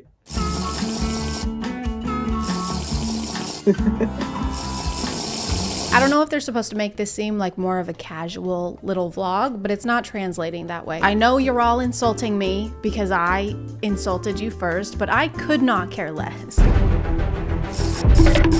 Obviously, she has low self-esteem and internalized a lot of it. Psychologically, she is constipated, but so is everyone else, okay? We're all constipated in our hearts. Just go to therapy or take a or go to therapy while you're taking a shit. And how does that make you feel? Shitty. Like, I think if a woman cheats, she's trying to leave you. If a man cheats, yes. he's just like, it's like a handshake. Why is the exposure turned all the way up in these clips? We need to get their editor over to the House of Dragons team. We can't see. We must insist you turn the brightness up. You can absolutely sleep with a woman who you may find very attractive and very sexy and everything else, but your heart is still completely with another woman. I'll explain to you like this. Hey, I wonder if this guy has ever cheated on a partner before. Do you think he's cheated on a partner before? Because I don't think he has. Your Honor, really, when you think about it, as a man, I am biologically prone to setting that building on fire. Now, if I were a woman, then this would be arson, yes. But when I do it, it's just like lighting birthday candles. I think women are just more emotional. Yeah. True, yes. Like women are more likely to wage war. To do what? To do what? To wage war. How are there statistics for things that haven't happened, Pearl? You can't just be like, well, I know this technically hasn't happened, but if it did, this is definitively how it would. Like percentage-wise. Like I know more men have because more men have been in power, but women are actually more likely to do it when they're in power. What percentages? You can't just scientifically back a hypothetical. Let's take your theory and apply it to this diagram here. So first, identify the problem, women, obviously. Number 2, collect data. This one's a little difficult because you don't fucking have any. And 3, create a hypothesis. So, do women start wars? Have women worn wars? Then will women wear wars? Like, I feel like a lot of problems would be solved if we got rid of birth control and social media. What do you think is the biggest challenge for women when it comes to social media and what they see on a daily basis? I think it inflates like women's ego. So like I think Right. a lot of times we think we're hotter than we are. I don't know if they don't have Wi-Fi in Bikini Bottom, but this is famously the opposite effect of social media. Are you saying that you scroll through Instagram just thinking to yourself, you know, I was feeling pretty self-conscious, but now that I've seen all of these unattainable beauty standards, I'm feeling a lot better. I think it inflates like women's ego. No matter what they're saying, they use this same sad piano track in the background of every YouTube short. I think that modern women are impacted and influenced. And they don't even pay for it. You can hear the watermark playing over and over and over. It's influenced. It's influenced. It's influenced. You guys can afford 21,000 microphones, but not a single copyright-free track. Women can camouflage their entire bodies like chameleons, and they communicate with satellite dishes that pop out of their... And if you don't believe me, I'm gonna repeat the same thing, but with Piano Sonata number 9 in F major. Women can camouflage their entire bodies. The modern woman is a walking contradiction. Generally narcissists, and they are the first women in, I think, probably most of history that they tend to destroy what they love and chase what they hate. Are we certain that you're describing women and not one of the villains from Scooby-Doo? And I would have gotten away with it too if it wasn't for those meddling alphas with their sure SM7Bs. Thank you. They have a number of things they want, but generally I think the modern woman doesn't want to love. I think the modern woman wants to feel more than anything. She doesn't want to love, she wants to feel, because love isn't a feeling anymore, I guess. I like how they talk about women as if they're an entirely different species. Even Pearl, they act like they have women in glass cages that they've been studying. Test subject 3008 is still maintaining the sleep schedule of an anxious barn owl. Subject constantly complains about recurring sharp pain in random parts of body, but would rather tempt death than drive to a doctor's office. Subject also continues to eat a bowl of birth control and milk every morning while reciting some sort of ritualistic chant. I mean, virtually all women in the Western world now, under a certain age, are modern women to various degrees. Modern women are feminists. I guess he's explaining how women are feminists. Some adopt it all wholesale, some are more resistant, but overall, it's influenced and permeated through society over the last few decades. Did you say permeated? Are you making mead? Most, I mean virtually all women in society are women in society to various degrees. And I tend to believe that women are kind of fermented in their spirits. And keeping this in mind as such. Is this a filibuster? Guys, no, come on. I hardly know her. He's happier in his relationship when he's had 8 or 9. Yeah, I attest to that. I think the more women I'm with, the more I've worked out what it is I want and what I don't want. It left me in a position where I knew exactly what I wanted, what was completely non-negotiable. So essentially you have a love life and it helps you understand what you like or don't like in bed, and eventually it helps you understand what you're looking for in a partner and leads to long-term happiness in a relationship. If you're a guy, sorry, did you think I was, no. If you're not a guy, you lose 25% of your value every time a dick passes you in the street. Usually in a time of crisis, that's when our natural selves come out. That's why when crisis hits, women start to do household chores. The other guys face consequences for their decisions. Like that's the whole point. Is like, like men, when they make a bad decision, they always have a consequence. Women don't. This is also true. My period started yesterday, so I waged war on France. I just told them that my tummy hurt, and they forgave me. And that's why women are worse, because one gender has consequences, one doesn't. And that's why women are worse. You're not supposed to say that part out loud, Pearl. You're supposed to at least pretend you're not a terrible person. You're not playing by the alpha rules. Well, sorry, I forgot. We have no consequences, so it doesn't, I guess the alpha rules don't apply to us. Men, when they make a bad decision, they have the consequence immediately, where women don't. So this has honestly been really freeing, guys. All this time, I've been trying to be a good person and do nice things for people when I could have been doing whatever I want, which is bad things, bad things, bad things, bad things, bad things. Bad thing.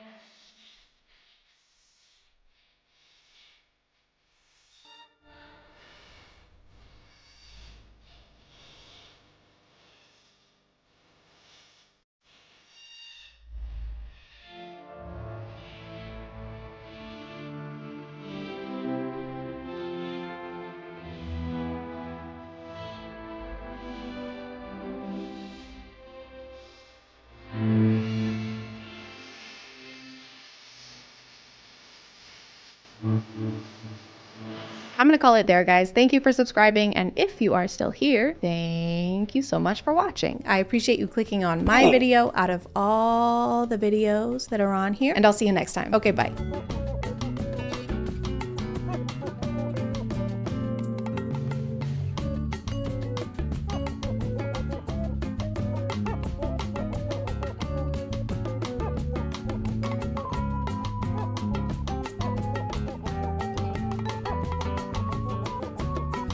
Matt Rife. Am I Rife, guys? A while ago, I watched Matt Rife's controversial Netflix stand-up special, Natural Selection. If you aren't familiar with him already, or if you are and it's just been a while, here's some quick spark notes. He got a majority of his success from viral TikTok crowd work videos, also got a majority of his success from a mostly female audience, began getting more mainstream opportunities, and immediately started renouncing that mostly female audience and saying that his comedy is for the boys. Publicly poked fun at Walmart Yodel Kid Mason Ramsey on Twitter, and finally claimed that people find him less funny because he is actually too sexy. I mean, people don't want to laugh at like physically attractive people. I think it just makes me work that much harder on the material and the jokes that I'm trying to tell to get people to focus on the real show at hand. So guys, if you've ever not laughed at one of my jokes, this is hypothetical, that's never happened obviously, it's probably because my skin was too clear that day. Don't worry though, I'm in my luteal phase, so you're gonna be laughing to tears today. Since the release of his Netflix special and all the controversies that came with it, I haven't really seen or heard anything about Matt Rife, which is why when a friend of mine sent me a link to a movie he starred in, it was like seeing an old friend, except they're not really a friend at all, and I didn't really want to see them either. But after watching this trailer and seeing the like to dislike ratio, I knew I had to watch this movie. This is one of the top destinations in the world for altitude training. Cell phone coverage. Where are the knives? No internet. Stay back. And then a bunch more movies, but that's a whole thing and we'll get to that later. For some reason, I immediately forgot the name of this movie and also pretty much everything that happens in the trailer. So when I went to actually watch it, I just Googled Matt Rife movie and found this one. You may notice that in this poster, Matt Rife is not there. He is in the movie, but this is not him here. You may also notice that it's a completely different movie entirely. I didn't notice any of that. Our main character, AJ, has been having nightmares about the traumatic death of his parents that he witnessed as a young boy. They never caught the guy, and AJ can't really remember any details, so his flashbacks are pretty blurry. So based on those, it appears his parents' attacker was probably Sid the Sloth. AJ has been trying to revisit these memories in order to remember more details, but his therapist urges him to take things slowly. There could be dangers in unlocking these memories, AJ. We don't really know how the system will react. Don't rush the process. But right after this, he suggests that AJ go back to the place where it happened. Well, isn't there something else we could do? There's one thing. Go there. So it kind of seems like his therapist hates him. Hey, you know that place where your parents died brutally to an unknown danger that for all we know could still be there?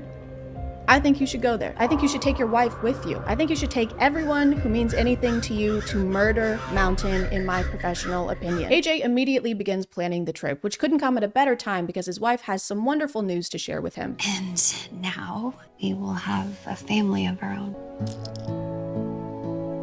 You have COVID? And you let me kiss you? Thanks to Rocket Money for sponsoring, and let's get back to the video. His wife, Sam, has no character depth and no personality traits, not even one. Anytime AJ and her talk, it's AJ talking and her listening in a supportive wife way and agreeing to do whatever he wants to do. It's a red-tailed hawk. His dad's favorite bird. Oh. Man, do I miss that guy. He loves you so much. You know I support you either way, and I'm here for you every step of the way. Aside from listening to him talk about his problems, she'll also fetch him beverages and food. It doesn't even feel like she's a person even. It's kind of just she's an extension of AJ's character. It's like wife is something in his inventory that he equips for perks. I cast wife. Hey hun, had a bad day. Aw honey, I'm here for you. Thanks. Do you want a PB&J? Yeah. Okay, I'm gonna make that for you while you sit down and don't ask me a single thing about my day, okay? Okay, don't forget to cut out the crusts. They tell their loved ones about the pregnancy, and at this point it became very clear that this was directed by a dude, because in order to celebrate Sam being pregnant, they have a pool party with slow motion bikini dancing and a drinking montage. This is a baby shower? Oh my god, you're pregnant? We have to celebrate. without you. This is also the scene where we meet Matt Rife's character, who is the boyfriend of AJ's brother's wife's sister, who is played by Musically star Malu Trevelyan. And her character seems like she fully hates Matt Rife's character the entire movie. Doesn't remember any of it. Just put this away, dude. Like, can you like stop? He's part of a legend. No, you're so stupid. Sam finally makes an appearance at her pregnancy celebration to bring the guys a dessert, but not the one that they wanted, apparently. Hey, lemon cake, anyone? Okay, that is not a cheesecake. That is not a No, cheesecake. maybe a bundt cake, lemon-ish. Very good, AJ's brother. It is lemony. Lemon cakes tend to be. Lemon cake, anyone? This scene is immediately followed by Sam watching a news story about a bank robbing and AJ saying this. 3 men robbed a bank in Eagle Ridge. They fled the scene. People still rob banks? What do you mean, do people still rob banks? Why would you think there aren't people who rob banks anymore? What, like it's out of style or something? I am a bank robber and I'm robbing this bank right now. No, why would you do this? Because I need money. No, like why would you do this? It's so cringe. No, it's not. This is so like 2010s of you. I have explosives, okay? Oh, no need. You're bombing hard enough on your own. AJ's brother Max, who also happens to be the director of this movie, decides he's going on the trip too, along with his wife, his wife's sister, and his wife's sister's boyfriend. Oh, and Sam is coming too. Oh, I'm coming with you. And hey, it might be fun. Sam, I cannot stress enough how not fun this will be.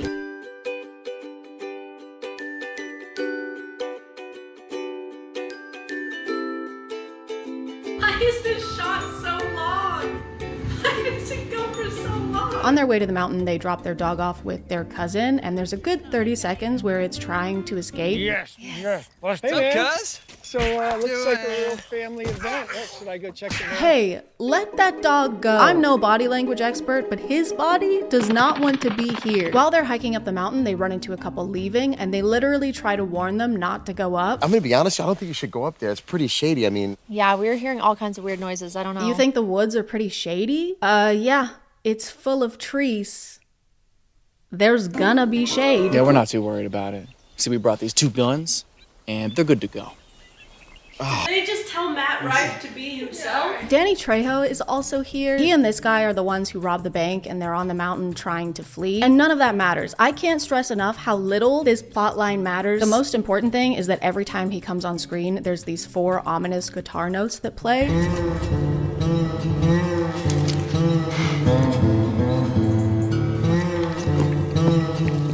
And that's only important because I think it's cool and I think it should happen when I enter a room. Hey, you guys want some lemon cake? Hey, there's nothing wrong with the lemon cake, by the way. Seriously, I didn't do anything weird to the lemon cake. I don't know why it seems... I promise I did not piss in the lemon cake, okay? Matt's character, who I keep calling that because I don't think I ever learned his name during the movie. I think they literally introduced him as Idiot Boyfriend. Yeah, I hope it's okay I brought along the sister and the idiot boyfriend. Oh, pool time. More pool. So Idiot Boyfriend does some online researching about the mountain and realizes who AJ is and why he wanted to come here. It was you. The kid from those stories. Yeah. For some reason, he's excited to make this discovery, like it's a cool thing he just learned. You really don't know what happened to your parents? What? Dude, that is awesome. Wait, you're that kid whose parents got brutally murdered? Lucky. Mine are just alive and enjoying retirement, so that fucking sucks. After settling into camp and meeting bank robbers while being very casual about the fact that one of them is covered in blood, everybody goes to bed and starts doing the dirty and squirty very loudly. No! No! And while this is happening, Idiot Boyfriend gets stabbed in the neck. As if there wasn't enough penetrating going on in this campsite. Sam and AJ hear the scream and he gets to prove his mettle. Go check it out. Me? You're right, AJ. Your pregnant wife should be the one to investigate the murder sounds. When they get to the tent, they find no one inside and realize that AJ's brother and his wife are also missing. Sam is obviously stressed, and this is the first time in the movie where she's needed AJ's support and not the other way around. Babe, I'm starting to get worried. Hey, you know the song Freebird? That's Max's philosophy on life. Babe, don't worry about them being missing. Think about the song Freebird. They spend the next big part of the movie wandering around trying to find everyone and eventually finding them, just not in the most optimal condition, being alive-wise, because they're all dead. Oh, and there's also bear traps in the woods for no reason other than for characters to run into them and it be scary. Why would there be bear traps in the protected forest? They live there. That's like the mouse in my walls setting traps for me. And I'm not gonna fall for it again, no matter how much Mountain Dew voltage you put in there. Mark my words. Eventually, the cousin who was dog sitting for them tries to come and help because they managed to get service long enough for a phone call and decided to use it to call him instead of someone like the police. This guy can't handle a serial killer. Okay? He can't even handle dog sitting. In a shocking turn of events, the cousin gets immediately captured by the killer, and AJ tells the last surviving bank robber to stay behind while he and Sam charge forth to try and help him. Let's go. Stay here and cover us. Come on. Or maybe have your pregnant wife be the one who stays behind at a safe distance instead of this guy you don't know. Maybe have him run at the dangerous killer with you. It's whatever though, Sam ends up being fine, and by fine I mean she gets stabbed. While everyone has been getting viciously murdered, the two park rangers have been lollygagging. I don't have any other words to describe what is going on with them. They're driving to check on them because something suspicious was reported, but they do not have a single shred of urgency.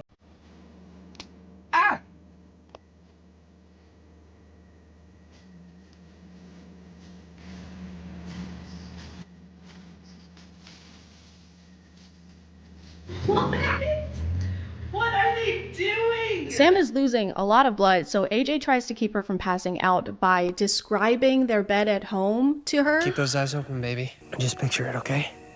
We go home, get in bed, cuddle all morning, and then we have a movie marathon. Babe, don't piss yourself. Just close your eyes and imagine you're standing in front of a big toilet right now. Babe, just imagine how nice it would be if you were using a big toilet, if you were pissing in this big toilet right now. Sam and AJ finally defeat the killer and pull off his mask to reveal it was his brother all along.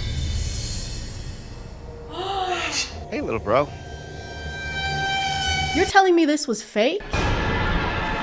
You're telling me this wasn't really his body? His brother reveals that the reason he killed their parents 20 years ago was because he was actually adopted, and when AJ's mom gave birth to him, they started paying more attention to AJ than they were to him. She called you her little miracle baby. It's like I didn't even exist anymore. So you killed him? Which doesn't make any fucking sense. If he was jealous of the parents giving more attention to the younger kid, wouldn't he want to murder him? Why would he kill his parents if he wanted them all to himself? Yeah, my parents haven't been giving me as much attention ever since my baby brother was born, so I killed them. And now they'll never give me any attention ever again.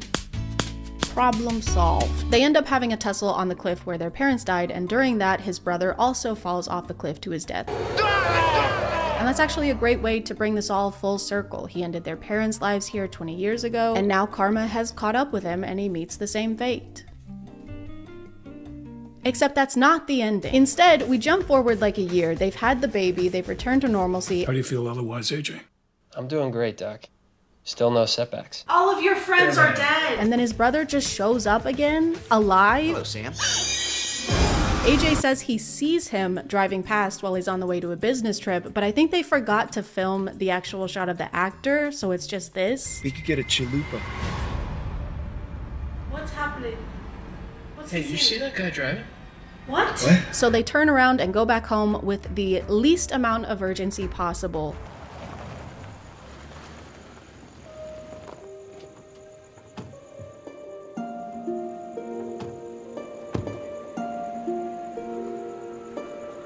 There's another tussle, and this time the brother actually is gone. So instead of having a cinematic full circle finale at a visually compelling location, they decided that this should be the end of the movie.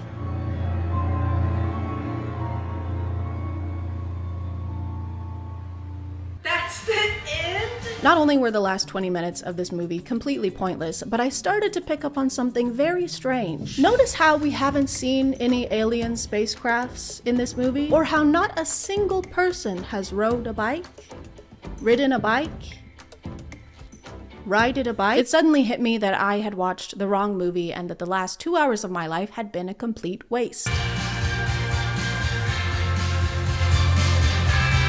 Do you have any idea how productive I could have been with that amount of time? I could have played 6 rounds of Fortnite with that amount of time, or 4 if I consistently made top 10, which is less likely. Moving on to the Matt Rife movie I was actually trying to watch. A renegade film? The title Trapped In is spelled with 2 N's because they're trapped in and in. Kind of like how Matt is spelled with 2 T's because his acting is 2T, like farts. In this one, Matt plays Connor, the newest addition to a biking team that's training for an undisclosed biking contest thing. They're probably gonna race, if I had to guess. Easy, Connor. You're gonna blow up provided, buddy. Connor and Greg are pulling away. That was awful. Connor seems to have some anger issues and also some beef with the team captain, Greg. Rolling with the pros now, pretty boy. The whole team and their coach traveled to Andorra for a training trip at this isolated inn with little to no cell service and with innkeepers who are weirdly horned up. One of the innkeepers has clearly dubbed audio to the point that it sounds like she's in a video game cutscene. Welcome to the Auberge Piage. My name is Jean-Luc, and this is my lovely partner, Nathalie. Bienvenue. Welcome to a little inn. Welcome. My name is Jean-Luc, and this is my partner, Natalie. It's me, Mario! They give the team a tour of the inn, and they get to meet the other guests. Over here is the pool. You see, we have still a few guests. Oh my god. As you can see, our inn is very isolated, so we don't get many guests, aside from 15 of the most gorgeous women you've ever seen in your entire life. We then get a pool party scene that goes on for way too long.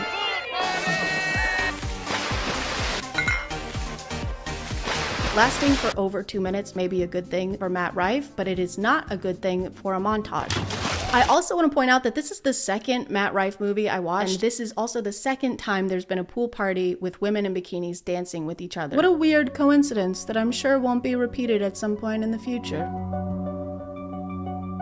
They have Matt's character start vlogging during this trip as a kind of narrating tool. This is my first time out of the country, so I figured we'd give this little vlog thing a try. Don't. He also uses this as an outlet to constantly complain about the team captain, Greg. I mean, I understand the guy is the best. I get that. But, okay, everything you say can't be some egotistical, arrogant response, okay? Yeah, would suck if someone was like that. I mean, people don't want to laugh at, like, physically attractive people. Greg has a girlfriend named Andrea who flies out to stay with him for the rest of their training trip, and Connor starts immediately flirting with her. You look really nice.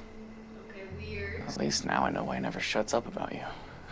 He's hitting on his girl? Oh, and his girlfriend came today. Andrea. Ew! She's cute. She's very cute.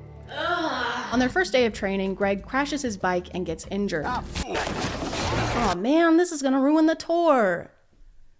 The Tour de France. They take Greg back to the inn and watch a newscast announcing that there's a suspected killer on the loose. Federal and local officials have been alarmed and overwhelmed by the sudden and sheer volume of dead bodies over the last 24 hours, bringing the known death toll to a staggering 28. 28? Y'all have found 28 bodies, and all you've done so far is be alarmed and overwhelmed? Also, when they first got here, they were talking about how tiny and isolated this town is. Our town is so small, so remote. People come and sometimes they never leave.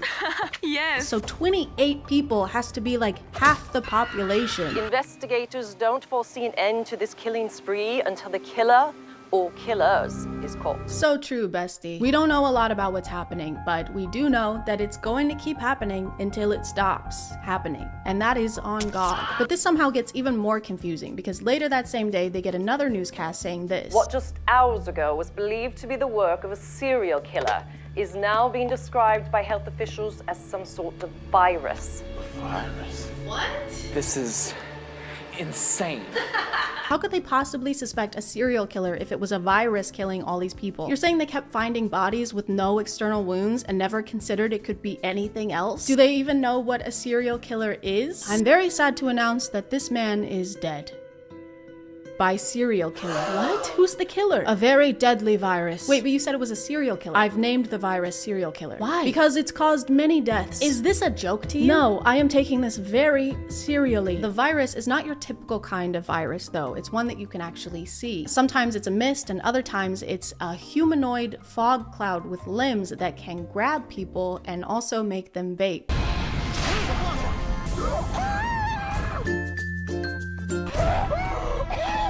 Oh no, watch out, it's a virus!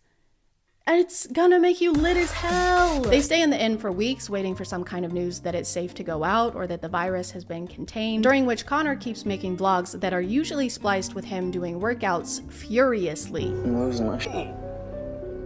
I don't know if anything matters anymore. It's today the day we die. What is he doing? Eventually, he moves his camera to a shelf in the bathroom so he can vlog while looking at himself in the mirror. So we just try to keep things as normal as possible. Which is probably his best acting in the movie so far, because he's not acting. This is his morning routine. Eventually, the virus gets everyone except for Connor, Greg, the team captain, who's been injured for months with no professional medical attention, and Andrea, who has a habit of screaming at the top of her lungs anytime the virus gets someone. Coach. Don't scream. At this point, it's been months and they've been running out of food for a while when Connor decides to reveal that his parents were survivalists, and so he knows how to forage for food. My parents were survivalists. I mean, there's plenty of mushrooms and edible plants all around this area that we could eat. Oh, no. And they don't want him to do that because the virus is still around and it's dangerous to go outside. But eventually they completely run out of food. So he takes a home goods basket and makes them a full course meal with 2 mushrooms. He found a whole onion while he was foraging? So thanks to Matt being in his trad rife era, he and Greg are finally able to make some kind of amends. This is actually really f***ing delicious. It's so amazing, Connor. We definitely should have listened to you sooner. Yeah, you did really good, kid. Did Matt write this movie? Yeah. But after this, they get another newscast with another update. It appears the authorities have finished their investigation into the multitude of deaths originally assumed to be caused by a virus. Experts are now saying we are being invaded by a species of extraterrestrial origins. We have no further information at this time. What kind of experts do they have working on this? I don't think they have their greatest minds on this case. It has been months, and they just now realized that this can't be fought with a vaccine. We've tried NyQuil, we've tried Dayquil, I don't know what else. That's what's been behind the mist this entire time?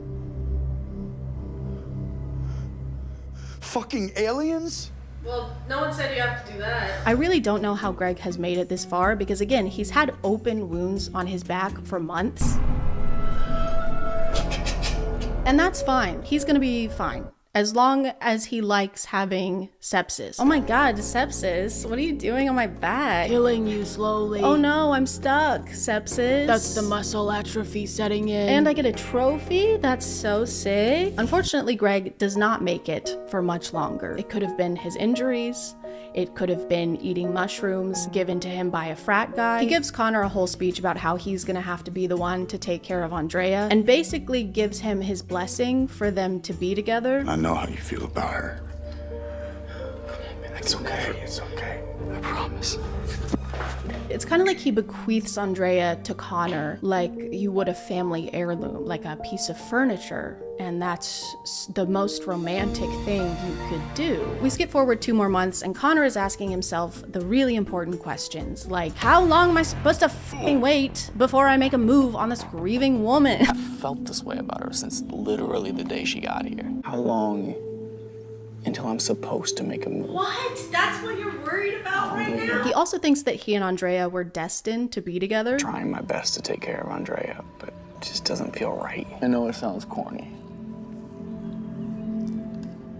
but maybe it was meant to be.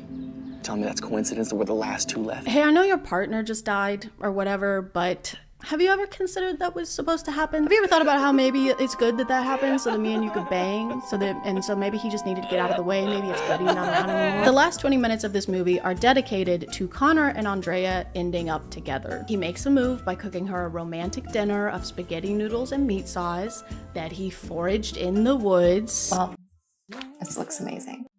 Thank you. Literally cashews and lettuce.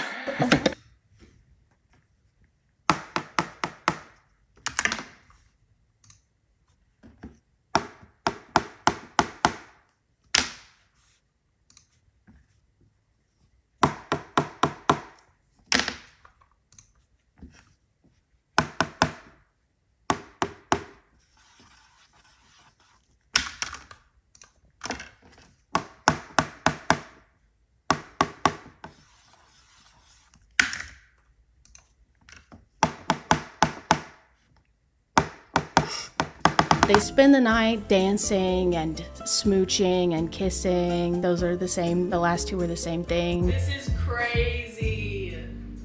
We just spent this movie waiting for her boyfriend to die. And while they're in the middle of this, the aliens return and begin to beam them up into the spaceship, the alien spaceship.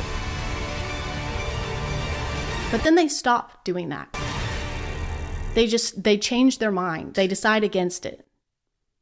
And then they leave. To explain why the aliens had a change of heart when it came to these two, when it's been ruthlessly taking everyone else out, the movie says, hey, don't worry about it. Don't worry about it, toots. When the beam of light came down from the craft and it hit us, I got this, like, I don't know, download, like a telepathic connection. Why it spared us, that I don't know. Oh great, you don't know. Apparently, all of this was caused by AI. The crafts were controlled by artificial intelligence. And it's over now. We are now getting reports from all over the globe saying the alien crafts are gone. Experts are baffled. We are now receiving reports that this movie is over now, and so are we. We don't know how to end it, so stop asking us any questions. Also, experts are baffled, so that's pretty on brand for them because it's all they've been this entire time. I didn't realize this until the credits, but Matt Rife actually produced this movie, which means he probably had a direct hand in having someone say, you were right.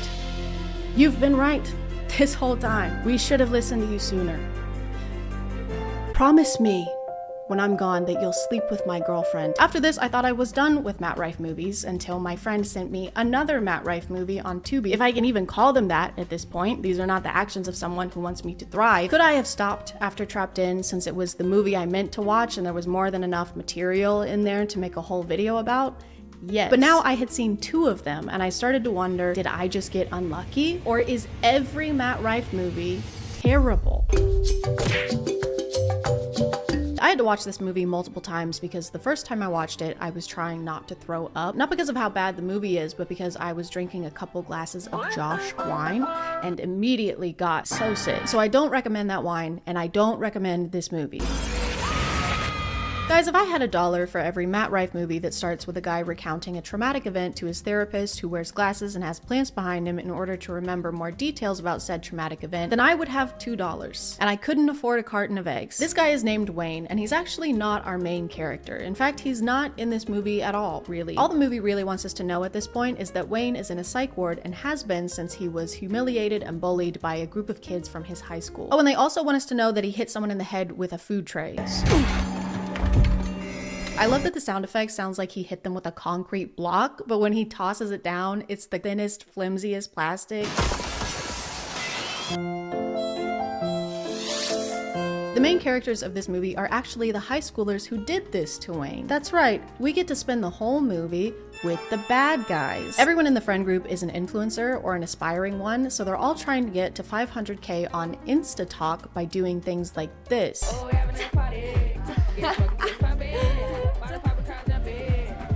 The friend we follow the most is Julie. She's also maybe the least terrible of the group, even though her boyfriend had a direct hand in what happened to Wayne, and even though she has the biggest AirPods you've ever seen. Julie gets a moment on InstaTalk, which is like a timed video message that disappears after it's been played, and she's horrified to see her friend Albert getting annihilated. She starts freaking out and calls her friend Tabitha, who also got the moment, but seems a lot less worried about it. Do you think it was real? Holy shit, it looked real. I don't know, but I'm freaking out. I'm coming over. Okay. Okay, I just gotta do one thing. Dude, I'm losing my shit right now. I mean, that makes sense for you to be losing your shit because one of our best friends literally just got stabbed, so it would be weird if you had any other reaction. Albert, the friend who just got eradicated, was apparently an internet prankster, and I'm not saying that means he deserves what happened to him.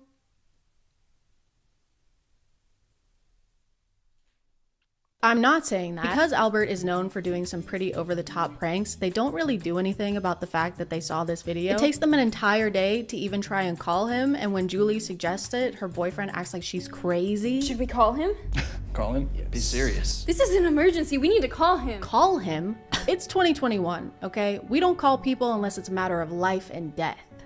And not even then, still. Matt Rife plays this guy, Darren, who is dating Tabitha, the hair-fixing girl, but consistently cheats on her with another member of the friend group. And they do really sexy things together, like eat berries on FaceTime. I'm gonna cover you in chocolate sauce. And then you're gonna lick it all off. I'm sending you to college, baby. You're sending him to college? That's actually very nice and supportive of you. Wow. And then I'm gonna put a kiwi in your belly button. And then what are you gonna do? And then I'm gonna financially support you while you obtain higher education to avoid crippling debt via student loans. Oh my god, babe, you're so hot. Tabitha's dad is the same guy who plays the murderous brother in Curse of Wolf Mountain, which he directed. And he also directed this one where he plays a creepy, gross guy. If you just need someone to talk to, I'm a pretty good listener, and my phone's always on. Yeah. Julie's boyfriend thinks he sees Wayne one night, so he does some digging and finds out he's been released. 2 days ago, I hacked their site. Just get your ass over to Skyjacks, okay? Fine. My mocha! The movie really wants us to believe that Wayne is the one killing people off, but they don't do a very good job of convincing us. The only thing that makes it somewhat believable is how much damage he can deal with a styrofoam tray. During a heart-to-heart, Tabitha opens up to her boyfriend, Darren, Matt Rife, about her previous relationship. Darren, I had this boyfriend when I moved here. We dated for a year before I found out he was f***ing half the school. It really messed me up. Tabitha, okay, I would never, ever do anything like that. Man, I sure hope this guy makes it. I sure am rooting for these characters so far. They get another video of one of their friends being annihilated, and the sheriff finally starts to do some investigating by going to see Wayne's psychiatrist and asking some hard-hitting investigative questions. I'm just chasing down any lead that I can get. And you haven't got any.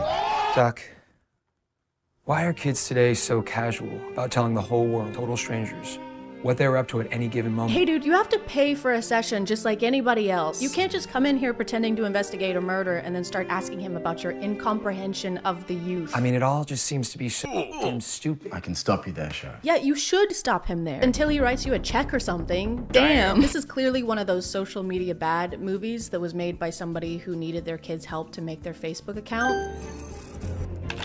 Which is fine, it's just funny to make your movie topic about something you aren't super familiar with. That's like if I made a movie about not being sick as fuck. After losing two of their nearest and dearest friends, everyone is obviously miserable.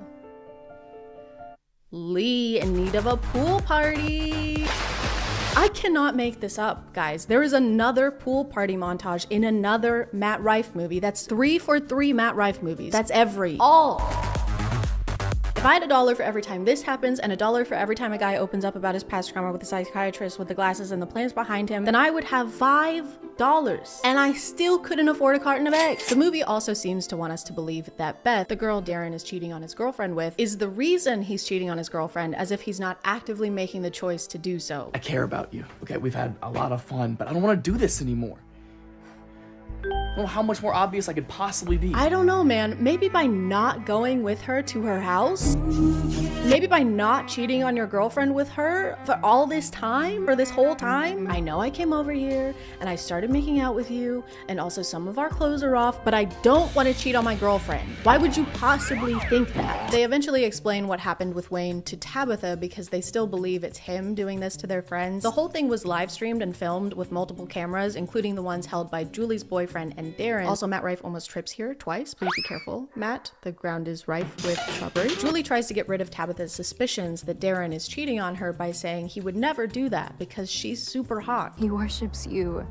He's really vain and you're the hottest girl ever. And as we all know, guys only cheat on ugly girls. And that's proven fact. After Darren ends his affair with Beth, is that an affair if you're not married? It's not a fair either way. After Darren ends it with Beth, she wants some kind of revenge, so she goes to Tabitha's house to do things with her father. Once again, Beth is a high schooler. Okay? So this is very weird and bad and gross. But then the killer shows up and then kills him. So that's good, but it's definitely a choice to be the director and cast yourself in a role where you get to make out with a woman half your age. Especially when, aside from this, the dad has nothing to do with the story. So for this scene, we're gonna be pretending to give any cash we might have in our wallets to the guy asking us for any cash we might have in our wallets. And to play this character, I've chosen me. Does this advance the plot in any way? Yes, it is an advance for me. The finale of this movie is like trying to open a pickle jar and then spinning in a circle and then starting to braid your hair. because it's twist after twist after twist. We finally get the reveal that the killer has been this guy all along. You know, this guy that we all remember and haven't forgotten because he's had so little screen time. He says that it's to get them back for letting him take the fall for what happened to Wayne, but he's the one who literally orchestrated the whole thing and live streamed the whole thing to his audience, so I don't understand what he thought was going to happen there. Except wait, we get another reveal that he has an accomplice who turns on him, sadly. And who is that accomplice? It's Tabitha, and her motivation is that she knew this entire time that Darren was cheating on her and thought that the friend group was lying to her about it, which they were, except for Julie. At some point in all this chaos, Wayne finds Julie to try and warn her about the killer. Not the best timing, Wayne. There's been some signs, and she's scared at first, but she has the realization that it's not Wayne doing this to them, just in time for her dumbass boyfriend to burst through the door and kill Wayne. No!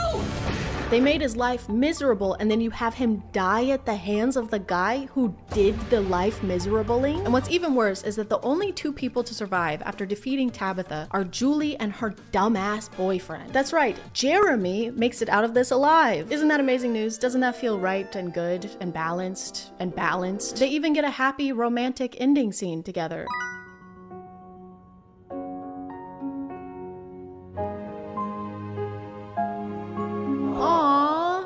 Your boyfriend is a murderer. The movie ends with Julie deleting her social media and giving up on the influencer lifestyle because she's realized that social media is bad now. It can kind of just take over your world until you don't recognize the person in your own selfies.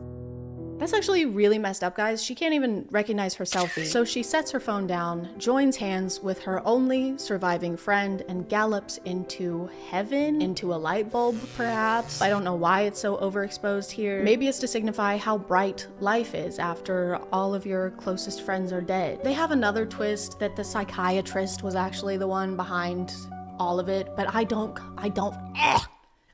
care. I don't give a fuck, okay? You can't have any more twists. You're in twist timeout. Do not twist it. Just kidding. I have to tap out here.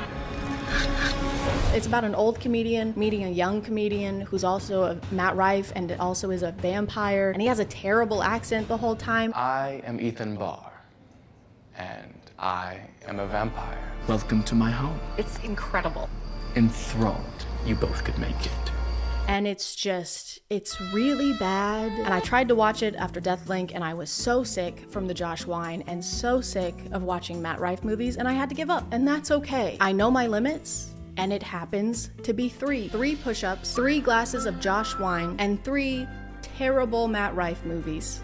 Okay, technically 4.5 movies because I actually did finish the Don't Suck movie, and then I also watched half of a movie he was in called The Elevator, where Eric Roberts is his dad and he's trapped in an elevator, and his wife, who's Matt Rife's mom, is the same age as Matt Rife. And they were so bad that I can't let you think I didn't actually watch those. I need somebody to know that I did that. His dad is only trapped in the elevator for a few hours. He starts writing a letter to his family. By the time you find this letter, I'm not sure if I'll still be here. So now you know that information, and I don't feel any better still. So I'm gonna call it there, guys. This was a little bit longer of a video than I'm used to making, so let me know if that's cool with you or if you hated it. Actually, don't tell me if you hated it because I can't regulate my emotions well enough to move past that kind of feedback. Thank you for subscribing, and if you are still here, thank you so much for watching. I appreciate you clicking on my videos out of all the videos that are on here, and I'll see you next time. Okay, bye.